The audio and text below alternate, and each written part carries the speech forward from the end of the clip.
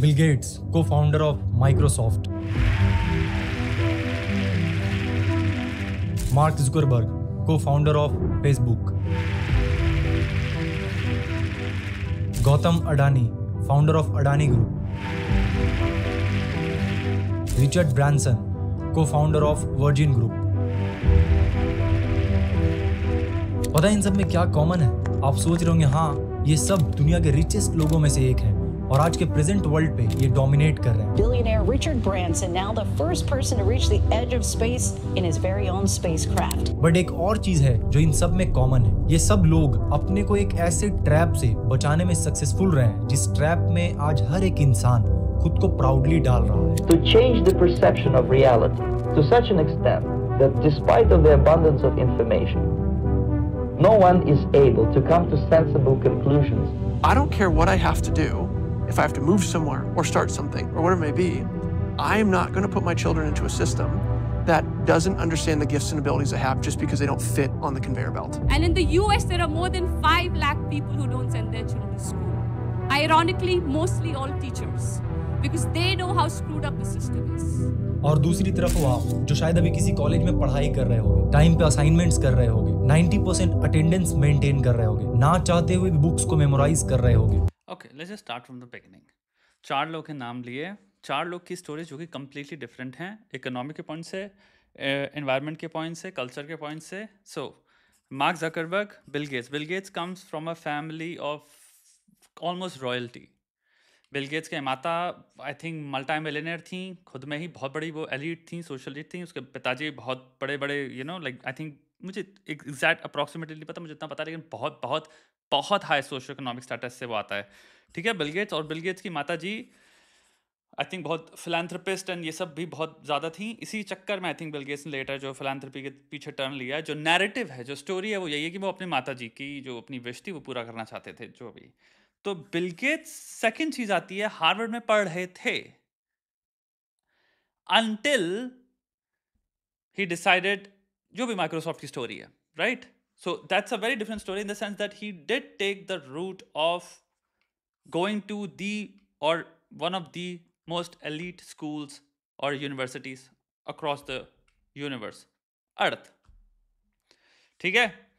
And उसके बाद of course अगर तुम अपनी कंपनी बिल्ड कर दे रहे हो और तुम्हारी कंपनी की वजह से अब तुम्हें दिख भी रहा है कि ये company really is a product जो कि 100% बहुत कहीं ऊपर जाने वाली है, एंड तुम स्कूल अगर छोड़ देते हो। And bye the way universities में तुम एक चीज़ समझते नहीं हो, बाहर की और इंडिया में एक बहुत बड़ा डिफरेंस होता है। मुझे नहीं पता इंडियन यूनिवर्सिटीज़ में ये अलाउड होता है कि नहीं होता। बाहर की यूनिवर्सिटीज़ में आप 1 या 2 ईयर का ड्रॉप ले सकते हो and then you can rejoin exactly जहाँ पे आपने छोड़ा था।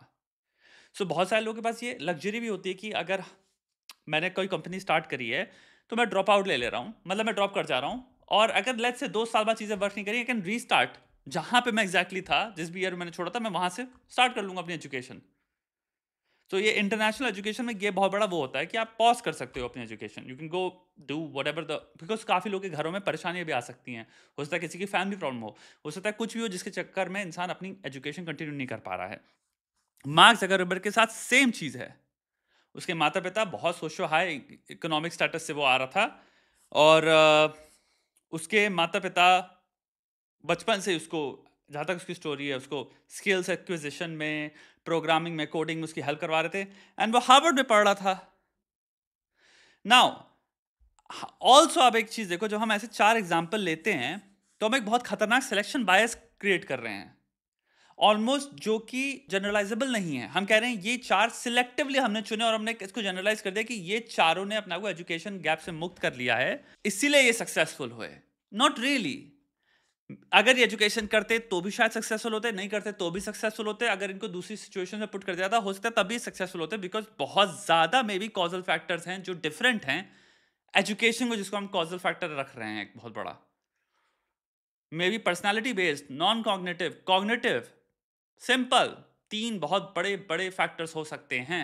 आप ऐसा करो, सिंपल लास्ट हार्वर्ड के या येल के 10 साल का डेटा लो और आपको पता चलेगा जो भी हार्वर्ड, येल या जितनी भी एलीट यूनिवर्सिटीज़ हैं, IIM उठा लो, सिंपल लास्ट 20 साल का ले लो, क्योंकि अगर हम बात कर रहे हैं मार्क जकरबर्ग, बिल गेट्स, तो बिल गेट्स ने कब छोड़ा था, ऐसा करो वहाँ का ईयर का डेटा लो, IITs, IIM सबका, और हार्वर्ड का, जब मार्क ज़करबर्ग ने छोड़ा था उसके अराउंड के 5 आगे के सालों का तुम डेटा लो और देखो वो जो बच्चे इन्होंने करा है ग्रेजुएट या जो भी इन्होंने पोस्ट ग्रेजुएशन जो अपनी अपनी एजुकेशन कंप्लीट करी, वो उनमें से कितने मिलियनर्स हैं तुम्हें पता चलेगा। उसमें भी बहुत बहुत बहुत बहुत बहुत बड़ा नंबर है जो ऑलमोस्ट बिलियनर्स हैं और मिलियनर्स हैं, या फिर वो ऐसी की पोजीशन पे बैठे हैं सोसाइटी की, गवर्नेंस की, इंपॉर्टेंस की, पावर की, कि तुम्हें लगेगा oh and that happened because of education only.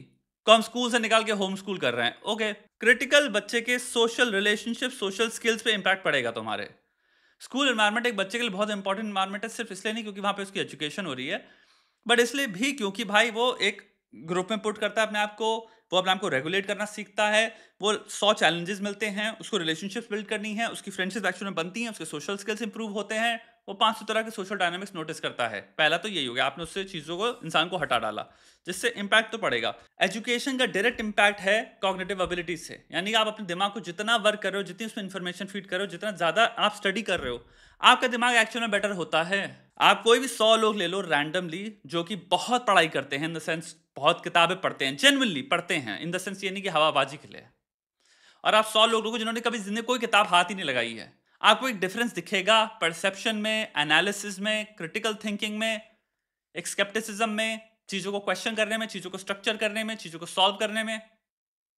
क्योंकि हम एक्चुअल में पढ़ाई में क्या करते हैं, हम मॉडल सीखते हैं। हमारी जो मेंटल रिप्रेजेंटेशंस हैं, चीज़ों को कैसे हम किन स्ट्रक्चर से पुट कर रहे हैं, वो भी बेटर होते चले जाते हैं, क्योंकि हमें बहुत तरह के मॉडल्स मिलते हैं थ्योरीज में ही। इवन फिजिक्स पढ़ के भी आप बहुत सारी चीज़ें ऐसी उसमें से देखोगे जो थ्योरीज हो सकता है फिजिकल ऑब्जेक्ट्स या कॉन्सेप्ट्स के बारे में हो, बट वो आप क्लियरली उनके कुछ लॉज हैं कि उन थ्योरीज को कैसे बनाया गया है, जिनको आप अपनी रियल लाइफ में भी पुट कर सकते हो, एनालिटिकल थिंकिंग में, रियल लाइफ थिंकिंग में, प्रैक्टिकल थिंकिंग में, इन सब में। और दूसरी तरफ वो आप जो शायद अभी किसी कॉलेज में पढ़ाई कर रहे होगे, टाइम पे असाइनमेंट्स कर रहे होगे, 90% अटेंडेंस मेंटेन कर रहे होगे, ना चाहते हुए भी बुक्स को मेमोराइज कर रहे होगे। ओके, सो तो फिर पढ़ाई कर क्यों रहे हो अगर ना चाह के तुम बुक्स में जो इन्फॉर्मेशन और नॉलेज है, जो कि एक्चुअल में तुम्हारे जो भी तुम पढ़ रहे हो, जिस भी चीज़ में तुम कर रहे हो, ऐसे कोई इंसान लेट्स से लॉ कर रहा है, मेडिसिन कर रहा है, इंजीनियरिंग कर रहा है, let's just talk about stem, assignment कर रहे हो। What is an assignment? हम असाइनमेंट वर्ड हमने बोल दिया। What do you think an assignment is? An assignment is तुम्हारी जो पढ़ाई है उसी के अंदर एक थ्योरी है, लॉ है, कोई भी चीज़ है, डिपेंडिंग ऑन द सब्जेक्ट, तुमको कंसेप्चुअली उसको समझना है एंड देन तुम्हें उसको कुछ क्रिएट करना है साइमल्टेनियसली। यानी कि हो सकता है तुम्हें एक पेपर लिखना हो, एक रिव्यू लिखना हो, या तुम्हें एक पावर पॉइंट बनाना, एक प्रेजेंटेशन बनानी हो, तो वो क्या है, वो क्यों बन रही है, ताकि तुम उसको अपने हिसाब से समझ पाओ और पढ़ा पाओ। तो असाइनमेंट, अब यहां पे एक बात आ जाती है, आई थिंक एजुकेशन की जब हम बात कर रहे होते हैं तो मे बी यहां पे हमें बात करनी चाहिए कहां पे आप एजुकेशन ले रहे हो। Education is not a bad thing, it is the best thing, the best thing. लेकिन अगर आप ऐसी जगह पे एजुकेशन ले रहे हो जहां पे आपको आउटडेटेड एजुकेशन मिल रही है, आउटडेटेड लर्निंग स्ट्रैटेजीज हैं, पढ़ाने के तरीके बहुत खराब हैं, काउंटर प्रोडक्टिव हैं, वो मैं समझ सकता हूं क्योंकि उसको हम कहते हैं बैड एजुकेशन। बट यहां पे ये जो जनरलाइज वे में जो चीजें क्लियरली अमेजिंग है, असाइनमेंट बनाना इज अमेजिंग, अटेंडेंस, क्या तुम यूनिवर्सिटी पैसा दियो भाई इतने सारे, तो I would imagine you should go to the lectures and study. And तीसरी चीज क्या है, हम मेमोराइज कर रहे हैं। ओके, लेट्स से अगर कोई इंसान मेडिसिन कर रहा है, बेसिक कॉन्सेप्ट्स को आपको समझना तो पड़ेगा ही, एंड मेमोराइजेशन में कोई बुरी बात नहीं है, क्योंकि मेमोराइजेशन मीन्स तुम्हारी मेमोरी में अब वो चीजें हैं, याद नहीं कि जब जिंदगी में जरूरत पड़ेगी you can bring them to your working memory and then apply them. So you need to memorise a lot of things. Yes, memorisation is important. That's why studies में मेमोराइजेशन की इतनी ज़्यादा टेक्निक्स और इतनी ज़्यादा पढ़ाई और लर्निंग स्ट्रैटेजीज में मेमोराइज कैसे करें चीज़ों को इतना ज़्यादा अहमियत दी जाती है। कई चीज़ों को मेमोराइज करना इंपॉर्टेंट होता है और हर रूल्स को फॉलो कर रहे होगे, इस उम्मीद में कि जब आप कॉलेज से निकलोगे तो आपके पास एक ग्रेजुएशन डिग्री होगा, आपको एक अच्छी जॉब मिल जाएगी, उसके बाद आप अपने पेरेंट्स के लिए एक बड़ा सा घर खरीदोगे, एक महंगा कार खरीदोगे, शादी करोगे, बच्चों को अच्छे स्कूल में भेजोगे और खूब सारे पैसे कमाओगे। बट रियलिटी क्या है आपको पता है? आपने तैयारी शुरू करी, आप कितने साल के थे? सर उस समय हम 18। The problem with this clip is we don't know, first of all इस क्लिप में मेंशन ही नहीं करता इंसान इसका गोल क्या है। The clip basically describes the situation of a person. Let's watch the clip. 18 साल के थे और अभी हम 30 साल के हो गए। So 18 साल से इंसान 30 साल का हो गया है। पिछले 12 सालों में आपने अपनी जिंदगी में क्या किया? जिंदगी में सर पढ़ते गया, डिग्री लेते गया। मैंने So right off the bat आदमी ने खुद ही सोल्यूशन दे दिया। जिंदगी में क्या किया? जिंदगी में सर पढ़ते गया, I only want a government job. So ये चीज याद रखना and let's watch. क्या डिग्री लेते क्या? मैंने 3 सब्जेक्ट में पोस्ट ग्रेजुएट किया, 3 सब्जेक्ट में पोस्ट ग्रेजुएट किया है. बीएड किया, सीटेट क्वालिफाइड है, नेट क्वालिफाइड है सर. आप 15 साल मेहनत करने के बाद Okay, so we just used a clip and this is, see, मैं यहाँ पे सिर्फ critical thinking के point of view से बात कर रहा हूँ because I love when people make points as honestly, as divergently as possible. Multiple things can be true at the same point. We don't have to create such dangerous, misleading causal narratives. Causal narratives, जो कि causal आपके claims आप prove ही नहीं कर पाओगे. इस clip में हम देख रहे हैं कि इंसान जिसका हमें पता नहीं गोल क्या था, उसने 3 पोस्ट ग्रेजुएट करी, उसने उन पोस्ट ग्रेजुएशंस का किया क्या, किन चीज़ों में है, क्या उसने इसलिए पोस्ट ग्रेजुएशन करी ताकि वो जॉब उनसे सीख किया, क्या उसने उन पोस्ट ग्रेजुएशन से कभी आज तक जाके जॉब से अप्लाई भी किया है, या फिर उसके ड्रीम्स थी अल्टीमेटली कोई आईएएस निकालने का और उसने एक्चुअल में 12 साल सिर्फ आईएएस निकालने की प्रिपरेशन में ही तबाह कर दिया, उसने पोस्ट ग्रेजुएशन को कभी यूज ही नहीं किया. The thing is we don't know the data, so we can not say अब एजुकेशन खराब है. फिर हम बात कर रहे हैं ग्रेजुएशंस की. एक और बहुत बड़ी प्रॉब्लम है इंडिया में कि बहुत सारी यूनिवर्सिटीज आपको बस डिग्री देने के लिए खुली हुई हैं. एजुकेशन उनमें घंटा हो रही है, एजुकेशन की क्वालिटी घंटा है. बहुत सारे लोग इसलिए गए क्योंकि उनको सिर्फ ग्रेजुएट बनना है, उन्हें पढ़ाई नहीं करनी. अब आप थोड़ी सी रियलिटी बात करते हैं, रियलिटी नुआंस्ड है. चौथा, आप यूनिवर्सिटी लाइफ भी जीनी है, आपको कॉलेज लाइफ भी जीनी है, ठीक है. पहली कुछ यूनिवर्सिटियां हैं जो कि जिनका गोल है कि हमें बस डिग्री प्रोवाइड करनी है, भैया हमें थोड़ा सा पैसा कमाना है, तो हमने एक मशीन खोली है या फैक्ट्री खोली, इसमें हम पैसा कमाना हमारा गोल है. एजुकेशन पलट के देना, क्वालिटी उससे मतलब नहीं है, तो क्वालिटी एजुकेशन की ऑलरेडी डाउन है, ठीक है. तीसरा, बहुत सारे लोगों के घरों में से मोटिवेशन लोगों की होती है करने की डिग्री की, भैया अरे ग्रेजुएशन कर लें. ये मोटिवेशन कभी है ही नहीं कि मुझे पढ़ाई करनी है, मुझे सब्जेक्ट में महारती हासिल करनी है, मुझे सब्जेक्ट में देखना है कितने करियर्स हो सकते हैं, मुझे एक्सटर्नली कितने सारे स्टडिंग सोर्सेज मटेरियल्स हैं जो मैं पढ़ सकता हूं, ये कौन ऑथर है, इस स्टडी के पायनियर्स कौन है. उस इंसान को कभी जिंदगी में कोई पता नहीं चलेगा. वो एग्जाम के 2 हफ्ते पहले से 1 हफ्ते से 3 दिन पहले पढ़ाई करना शुरू करेगा. सो मेरे भाई, तुम किसी लेवल का स्किल एक्विजिशन नहीं कर रहे हो, कोई नॉलेज एक्विजिशन नहीं कर रहे हो. तुम्हारे पास एक ग्रेजुएशन का डिग्री है जिसमें आई थिंक तुम्हारे मार्क्स भी 2 कौड़ी के हैं, पर तुम्हें कुछ नहीं आता. तुम कुछ नहीं, तुम एग्जैक्टली 3 साल पहले जैसे थे उसके बाद वैसी की वैसी हो. तो अब एक चीज समझो, यहां पे दोनों की रिस्पॉन्सिबिलिटी है. एजुकेशन आपको दी नहीं यूनिवर्सिटी ने, आपने भी नहीं ली क्योंकि आपको लेनी भी नहीं थी. और चौथी, फिर हम आते हैं हमारे पुराने पैटर्न्स क्या चल रहे थे जिंदगी के, हमारे एग्जिस्टिंग पैटर्न्स क्या थे. तो यार मैंने 12th भी ऐसे निकाला है, उसके बाद दोस्ती यारी करनी थी, तो मैं फोकस कर रहा था स्क्रोलिंग में, दोस्ती यारी में, मर्डर गश्ती में, गर्लफ्रेंड बना लें, गर्लफ्रेंड नहीं है, पॉडकास्ट देख लें. मैंने पूरे 4 साल गेमिंग करने में या 3 साल ये सब करने में निकाले ना. फिर तो भाई आप मजे कर लें. यूनिवर्सिटी में इंसान, मैं लिख के कह रहा हूं, घटिया से घटिया यूनिवर्सिटी में भी आपको 2 लोग मिलेंगे जो अपने रूम में बैठे हुए हैं और वो ऐसे लेवल पे स्किल एक्विजिशन कर रहे हैं जिसकी कोई हद नहीं है, और ऑटोमेटिकली वो तुम देख रहे हो सेकंड ईयर वो इंसान कमा भी रहा है 30,000 समथिंग, 40,000. वो सिर्फ वो जो चीजें कर रहा था, वो बस गेमिंग नहीं कर रहा था तुम लोग के साथ बैठ के, वो तुम लोग के साथ बैठ के रोज घूमता नहीं रहता है. रात को 3-3 बजे तक दारू और वो नहीं चल रही, रोज दारू पार्टी चल रही है लोगों के हॉस्टल रूम्स में. लेट्स बी रियल, तुम ये सब कर रहे हो मेरे भाई. जब तुम्हारी यूनिवर्सिटी ऐसे एक्ट कर रही है तो तुम भी हौसला खो देते हो. यानी कि तुम्हारे जो एनवायरमेंटल फैक्टर्स है, यहाँ पे हो सकता है तुम्हारी यूनिवर्सिटी तुमको ऐसी बढ़िया लेवल की प्रैक्टिकल वे में पढ़ाई कर रही होती, या तुमको इतने खतरनाक लेवल के असाइनमेंट दे रहे होते कि अगर तुम नहीं कर रहे हो तो तुम फेल हो जाओगे, तो तुम्हें जबरन बैठे करना पड़ रहा है. एक तो ये होता है यूनिवर्सिटी एनवायरनमेंट की कठिनाई से कठिनाई दबा के पढ़ाई, इतनी बुक्स वो रिकमेंड कर रहे हैं कि तुम्हारे को टाइम नहीं मिल रहा 2 सेकंड भी उठने का. तो यूनिवर्सिटी की टॉप 100 रैंकिंग में आती है, वहां के बच्चे नहीं कर रहे सब दारू पार्टी. क्यों? क्योंकि उनके पास असाइनमेंट पूरे करने के लिए टाइम नहीं है, तो रात दिन बस पढ़ाई कर रहे हैं, उनकी नींद हराम हुई हुई है. तभी वो रीजन है, वो आपको इंश्योर कर रहे हैं कि आपको इतनी भयंकर लेवल पे इतनी वाइड अमाउंट ऑफ नॉलेज होगी आप जब निकलोगे सिंपल ग्रेजुएट लेवल पे, कि आप अगर जॉब्स के लिए भी अप्लाई करते हो तो वो कहेंगे हाँ इस यूनिवर्सिटी ये डिग्री करी हुई है, आ जाओ. तुम्हारा स्किल लेवल, तुम्हारी जॉब लेवल, तुम्हारी नॉलेज लेवल बहुत ज्यादा ऑलरेडी वाइड स्प्रेड है, और तुम्हारे को प्रैक्टिकल लर्निंग सिखाई गई है, प्रैक्टिकली उस चीज को कैसे अप्लाई करते हैं. प्रैक्टिकल सिनेरियोज में तुम्हारे सिमुलेशंस हुए हैं, वर्कशॉप्स हुई है तुम्हारी यूनिवर्सिटी में. तुम सिर्फ पढ़े हो, तुम्हारी जिंदगी हराम थी, कुछ तुम शायद सोशल लाइफ ही नहीं बची है तुम्हारी. बहुत सारी यूनिवर्सिटी जो होती है बहुत बढ़िया, उनमें यही होता है लोगों के पास सोशल लाइफ नहीं होती, क्योंकि यूनिवर्सिटीज को भैया इंश्योर करना है कि हमारा नाम रहे, हम जिनको निकाल रहे हैं, वरना फेल हो जाओगे. और कितने बच्चे फेल होकर निकल लेते हैं, कितने बच्चे रिपीट करते रहते हैं, जिनको सोशल लाइफ करनी है, मजे करने हैं। वहीं पे अगर आपने एक यूनिवर्सिटी में एडमिशन लिया है और आपको ऑलरेडी है कि यार हम तो यहाँ सिर्फ ग्रेजुएशन करने आए हैं, उसके बाद यूनिवर्सिटी भी आपको वो एटीट्यूड दे रही है जहां पे वो अफर्म कर रही है कि नहीं तू कुछ भी मत कर क्योंकि हम भी कुछ नहीं कर रहे हैं, तो आप और डिस्करेज हो जाते हो। फिर आप 3-4 साल बाद डिग्री लेके ये नहीं कह सकते मैं ग्रेजुएट हूं और मुझे जॉब नहीं मिल रही। टू बी वेरी ऑनेस्ट यार, जिंदगी में अगर कैपिटलिज्म को हमें अपनाना है, जो कि अपनाना बनता है हमारे देश में, मेरिटोक्रेसी, मेरी औकात है क्योंकि मैंने मेहनत करके अपनी औकात बनाई है इसलिए मैं पैसा मांग रहा हूं। ये सिंपल सा सिस्टम एग्जिस्ट वहीं करता है जहां पे लोगों ने अपनी औकात बनाई है मेहनत करके, कमर तोड़ के। मेरिटोक्रेसी हजारों लोगों में से वो इंसान विजेता इसलिए है क्योंकि भाई वो कमरे बैठ के सब कुछ सैक्रिफाइस कर रहा था, जो 999 लोग मजे कर रहे थे बाहर, इसलिए वो ताज पहने का।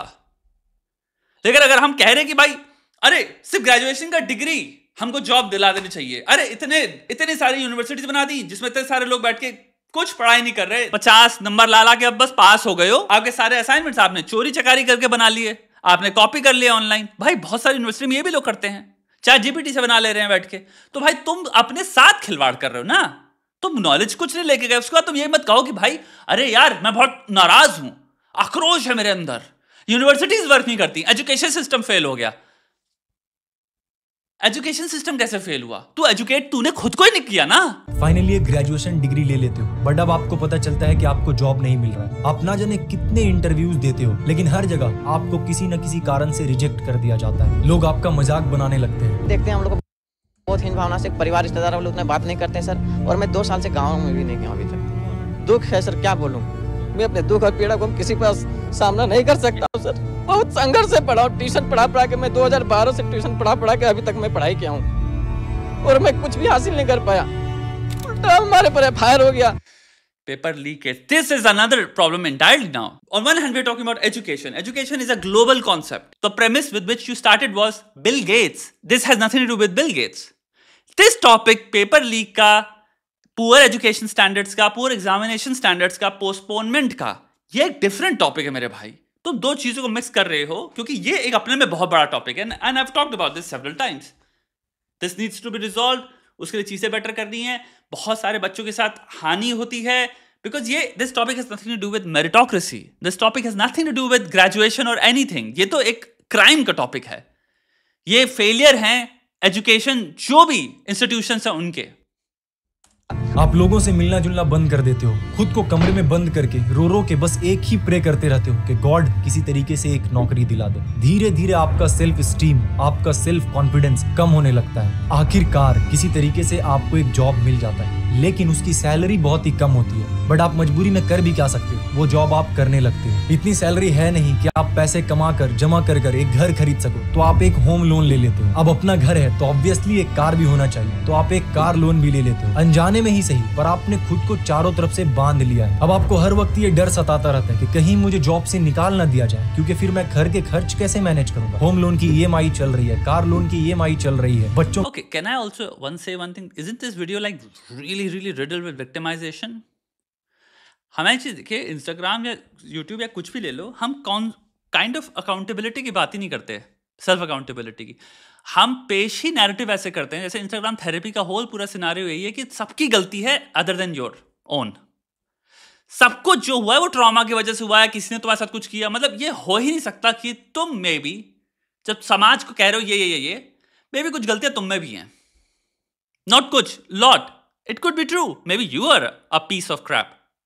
के स्कूल का फीस, धीरे धीरे आप खुद के सपने को दबाते जाते हो और सुबह चुपचाप उठते हो, जॉब पे जाते हो, शाम में घर आते हो, फिर चाहे वो काम करना आपको पसंद हो या ना हो। और फिर एक दिन आता है जब आपको ये लाइफ नॉर्मल लगने लगता है और धीरे धीरे काम करते करते आप बूढ़े हो जाते हो। आपको ऐसा लगेगा कि शायद मैं अनलकी था। Yeah, but that's not how life works as well. धीरे धीरे एकदम से आप बूढ़े नहीं हो जाते हो। It's a process of 60-70 years जहाँ पे इंसान फिर बूढ़ा होता है, एंड उसके बीच में बहुत सारी चीजें होती हैं जिंदगी में यार। इसीलिए मैं लाइफ में बड़ा कुछ कर नहीं पाया, क्योंकि मेहनत तो मैंने खूब किया था, पर सच कुछ और ही है मेरे दोस्त, जो आज तक आपसे छुपा कर रखा गया है। The gang of 9 got together, I think it was, and decided this is what people should learn. Physics, biology, chemistry, and this is how they should learn. It's like the newspaper industry, right? more printing presses, more big buildings, right, makes us look grander. The people who built the schools were consciously aiming at eradicating the will of the students who were part of the system because they wanted them to be obedient. The entire purpose of a good university is to give you a foundation to fail, not a foundation to get an A.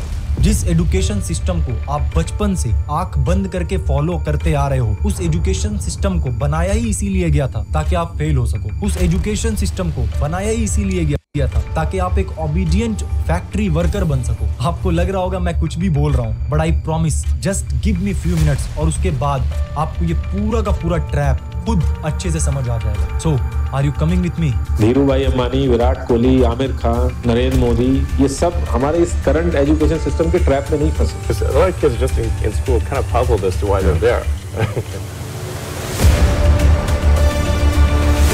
देखो भैया, पहली चीज, अगर हम बात करें Indian education system की, उसके पे आई डोंट थिंक दुनिया में कोई भी इंसान है जिसके लिए नई इन्फॉर्मेशन होगी। अगर हम बात करेंगे उसके परखत छोड़े में, बचपन से आपके माता पिता डिसाइड करते हैं हम आपके लिए क्या करेंगे, तो हम ऑटोनॉमी बच्चे की खत्म कर देते हैं। ठीक है, हम एजेंसी छीन लेते हैं बच्चे से। तो बहुत भयंकर लेवल पे पहले हमारा ब्लो होता है सेल्फ एस्टीम पे। हमारा पहला ब्लो जो सेल्फ एस्टीम पे होता है वो घर से ही हो जाता है शुरू। सो एजुकेशन सिस्टम में भी वही लोग हैं जो हमारे घर में हैं।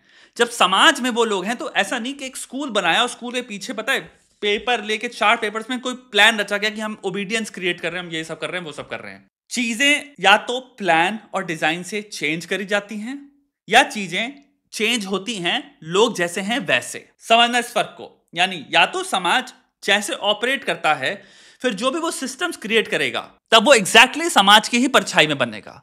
लेकिन जहां पे भी सिस्टम क्रिएट किया जाता है सोच के विचार करके कि हमारा ऑब्जेक्टिव क्या है, वहां पे इंसान अपनी बिहेवियर को पीछे रखता है और optimum solutions and practical solutions कहता है कि ये डाला जाए ताकि इसको हम चेंज कर पाए। हमारी सोसाइटी में, हमारे एजुकेशन सिस्टम में ये सब कभी हुआ ही नहीं कि बैठ के एक मास स्केल पे चीजों को अभी तुम्हारी स्कीम भी आई थी एनपीआर जो भी नाम था 2017 में 18 में शायद तुम्हारे मोदी जी ने तुम्हारे अनाउंस करी थी। मुझे नहीं पता उसका क्या हुआ, जहां पे क्रिटिकल थिंकिंग ये सब डालने वाले थे। मुझे तुम लोगों को आई एम प्रीटी श्योर याद होगा कि ये सब चेंज होने वाला है, बच्चों को पूरे ऑप्शंस मिलेंगे सब्जेक्ट चूज करने के, सब कुछ अनाउंस किया था। I have no idea what happened to it. Maybe लोग कमेंट्स में मुझे बता सकते हैं उसका क्या हुआ। My point is that is a very good example of saying कि हमारी लेट्स से प्रथाएं ये हैं, यानी नॉट इवन प्रथाएं, हमारा बिहेवियरली हम ऐसे ऑपरेट करते हैं जिसको मैंने एग्जांपल दिया कि बचपन से ही माता पिता ऑलमोस्ट कॉलम्स बना लेते हैं या मोल्ड्स बना लेते हैं जहां पे बच्चे को कहते हैं कि तुम ये बनोगे, रादर देन उसकी पर्सनालिटी, लाइक्स डिसलाइक्स या उसके एनवायरमेंट को देख के देखें कि हाँ इसके हिसाब से ऑप्टिमली क्या पथ हो सकते हैं जहां पे इसको भेजना चाहिए। तो जो हम बात कर रहे हैं ट्रैप्स बिल्ड करने की, वो ट्रैप एक्चुअल में घर से ही शुरू होता है।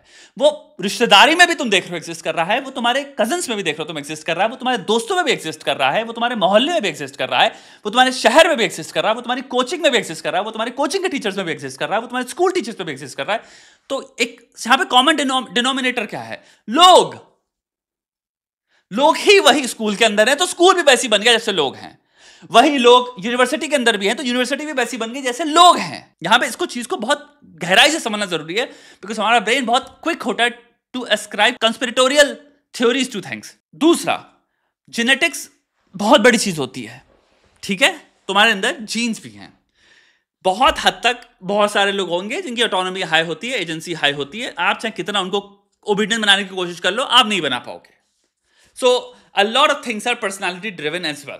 जो लोग गालियां भी बकते हैं पलट के एजुकेशन सिस्टम को, एक्चुअली वो गाली समाज को ही बक रहे हैं क्योंकि हमारे समाज में बहुत हाई कंफॉर्मिटी और हाई ओबीडियंस है। ये आप हर फैसेट में पाओगे इंडियन समाज के। आपके घर में जो माता पिता के जो बॉस थे पिताजी के, आपके पिताजी एक्ट कर रहे हैं ओबीडियंटली। ऑफिस की रिलेशनशिप जो कि प्रोफेशनल रिलेशनशिप है, जहां पे सिंपल हम ऑफिस में एक इंसान तुम्हारा सुपीरियर है, वो लाइफ में उसका कोई सुपीरियोरिटी का वो नहीं है। येट उनको घर पे भी अगर कोई बॉस के जा रहे हैं या आ रहे हैं तो हमारे पिताजी ऑलमोस्ट ओबीडियंस की तरह वो करते हैं जैसे कोई गुरु उरु आए हैं। तो ये ओबीडियंस और कंफॉर्मिटी आप एक्चुअल में किसी भी फैसेट में इस देश के आप देखोगे आपको बहुत हाई मिलेगा। तो ये ऑलमोस्ट कल्चरल है भाई। गुरु के सामने शिष्य क्या होता है, ये काइंड ऑफ प्रथा है जहां पे हमारे कल्चर से आ रही है कि भाई हमें गुरु के सामने झुकना है। ये इंडिविजुअल कल्चर्स में आपको नहीं मिलेगी क्योंकि ये कल्चरल चीजें हैं। सो एजुकेशन ट्रैप जो हम डिस्क्राइब कर रहे हैं अमेरिका में एक अमेरिकन जो कर रहा है और एक इंडिया में जो इंडियन कर रहा है, वो दोनों एक्चुअली में कंप्लीटली डिफरेंट लैंग्वेजेस बोल रहे हैं। एक लॉर्ड ऑफ द रिंग्स की यूनिवर्स से बात कर रहा है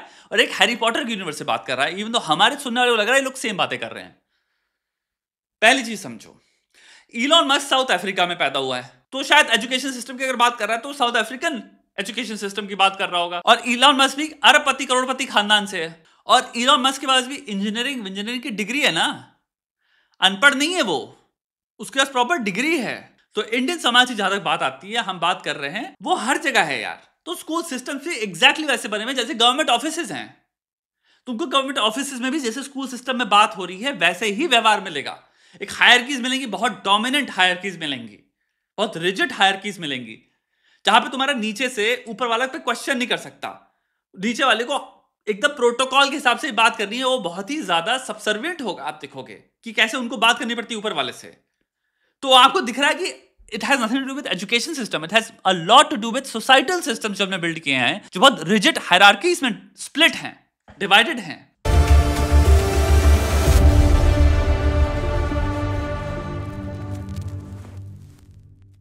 ऑल्सो एक और चीज बोलूंगा, अमेरिकन स्कूल्स में इस वक्त जो प्रॉब्लम चल रही है वो एक डिफरेंट प्रॉब्लम है। वो प्रॉब्लम है तुम्हारे जहां पे टीचर्स और जो प्रोफेसर्स हैं और बहुत प्रकार की डिग्रीज जो सडनली नई आ गई हैं, जहां पे एक सोशियोलॉजिकली बैक्ड थ्योरी जो सिखाई जा रही हैं, which have more to do with what to think then how to think. And अगर उसकी बात चल रही है, that's a different thing, because वो इनके स्कूलों में भी हो रहा है और इनके यूनिवर्सिटीज में भी हो रहा है कि सडनली प्रोफेसर्स और टीचर्स सडनली बच्चों को व्हाट टू थिंक सिखा रहे हैं with regards to a lot of things जो कि anti science almost हो सकती हैं in a lot of areas जो है भी anti science। that is a different thing। फिर हम बात करें completely different topic की, completely different, इससे जो रिलेशन नहीं है उसका, क्योंकि हम यहाँ पे बेसिस रख रहे हैं, याद रखना, सक्सेस से, एजुकेशन का सक्सेस से पहले हमने स्टार्ट किया है, तो इसको मत भूलना। हम इसको दूसरे टॉपिक्स में ले जाए तो हम फिर completely different टॉपिक्स में जा रहे हैं।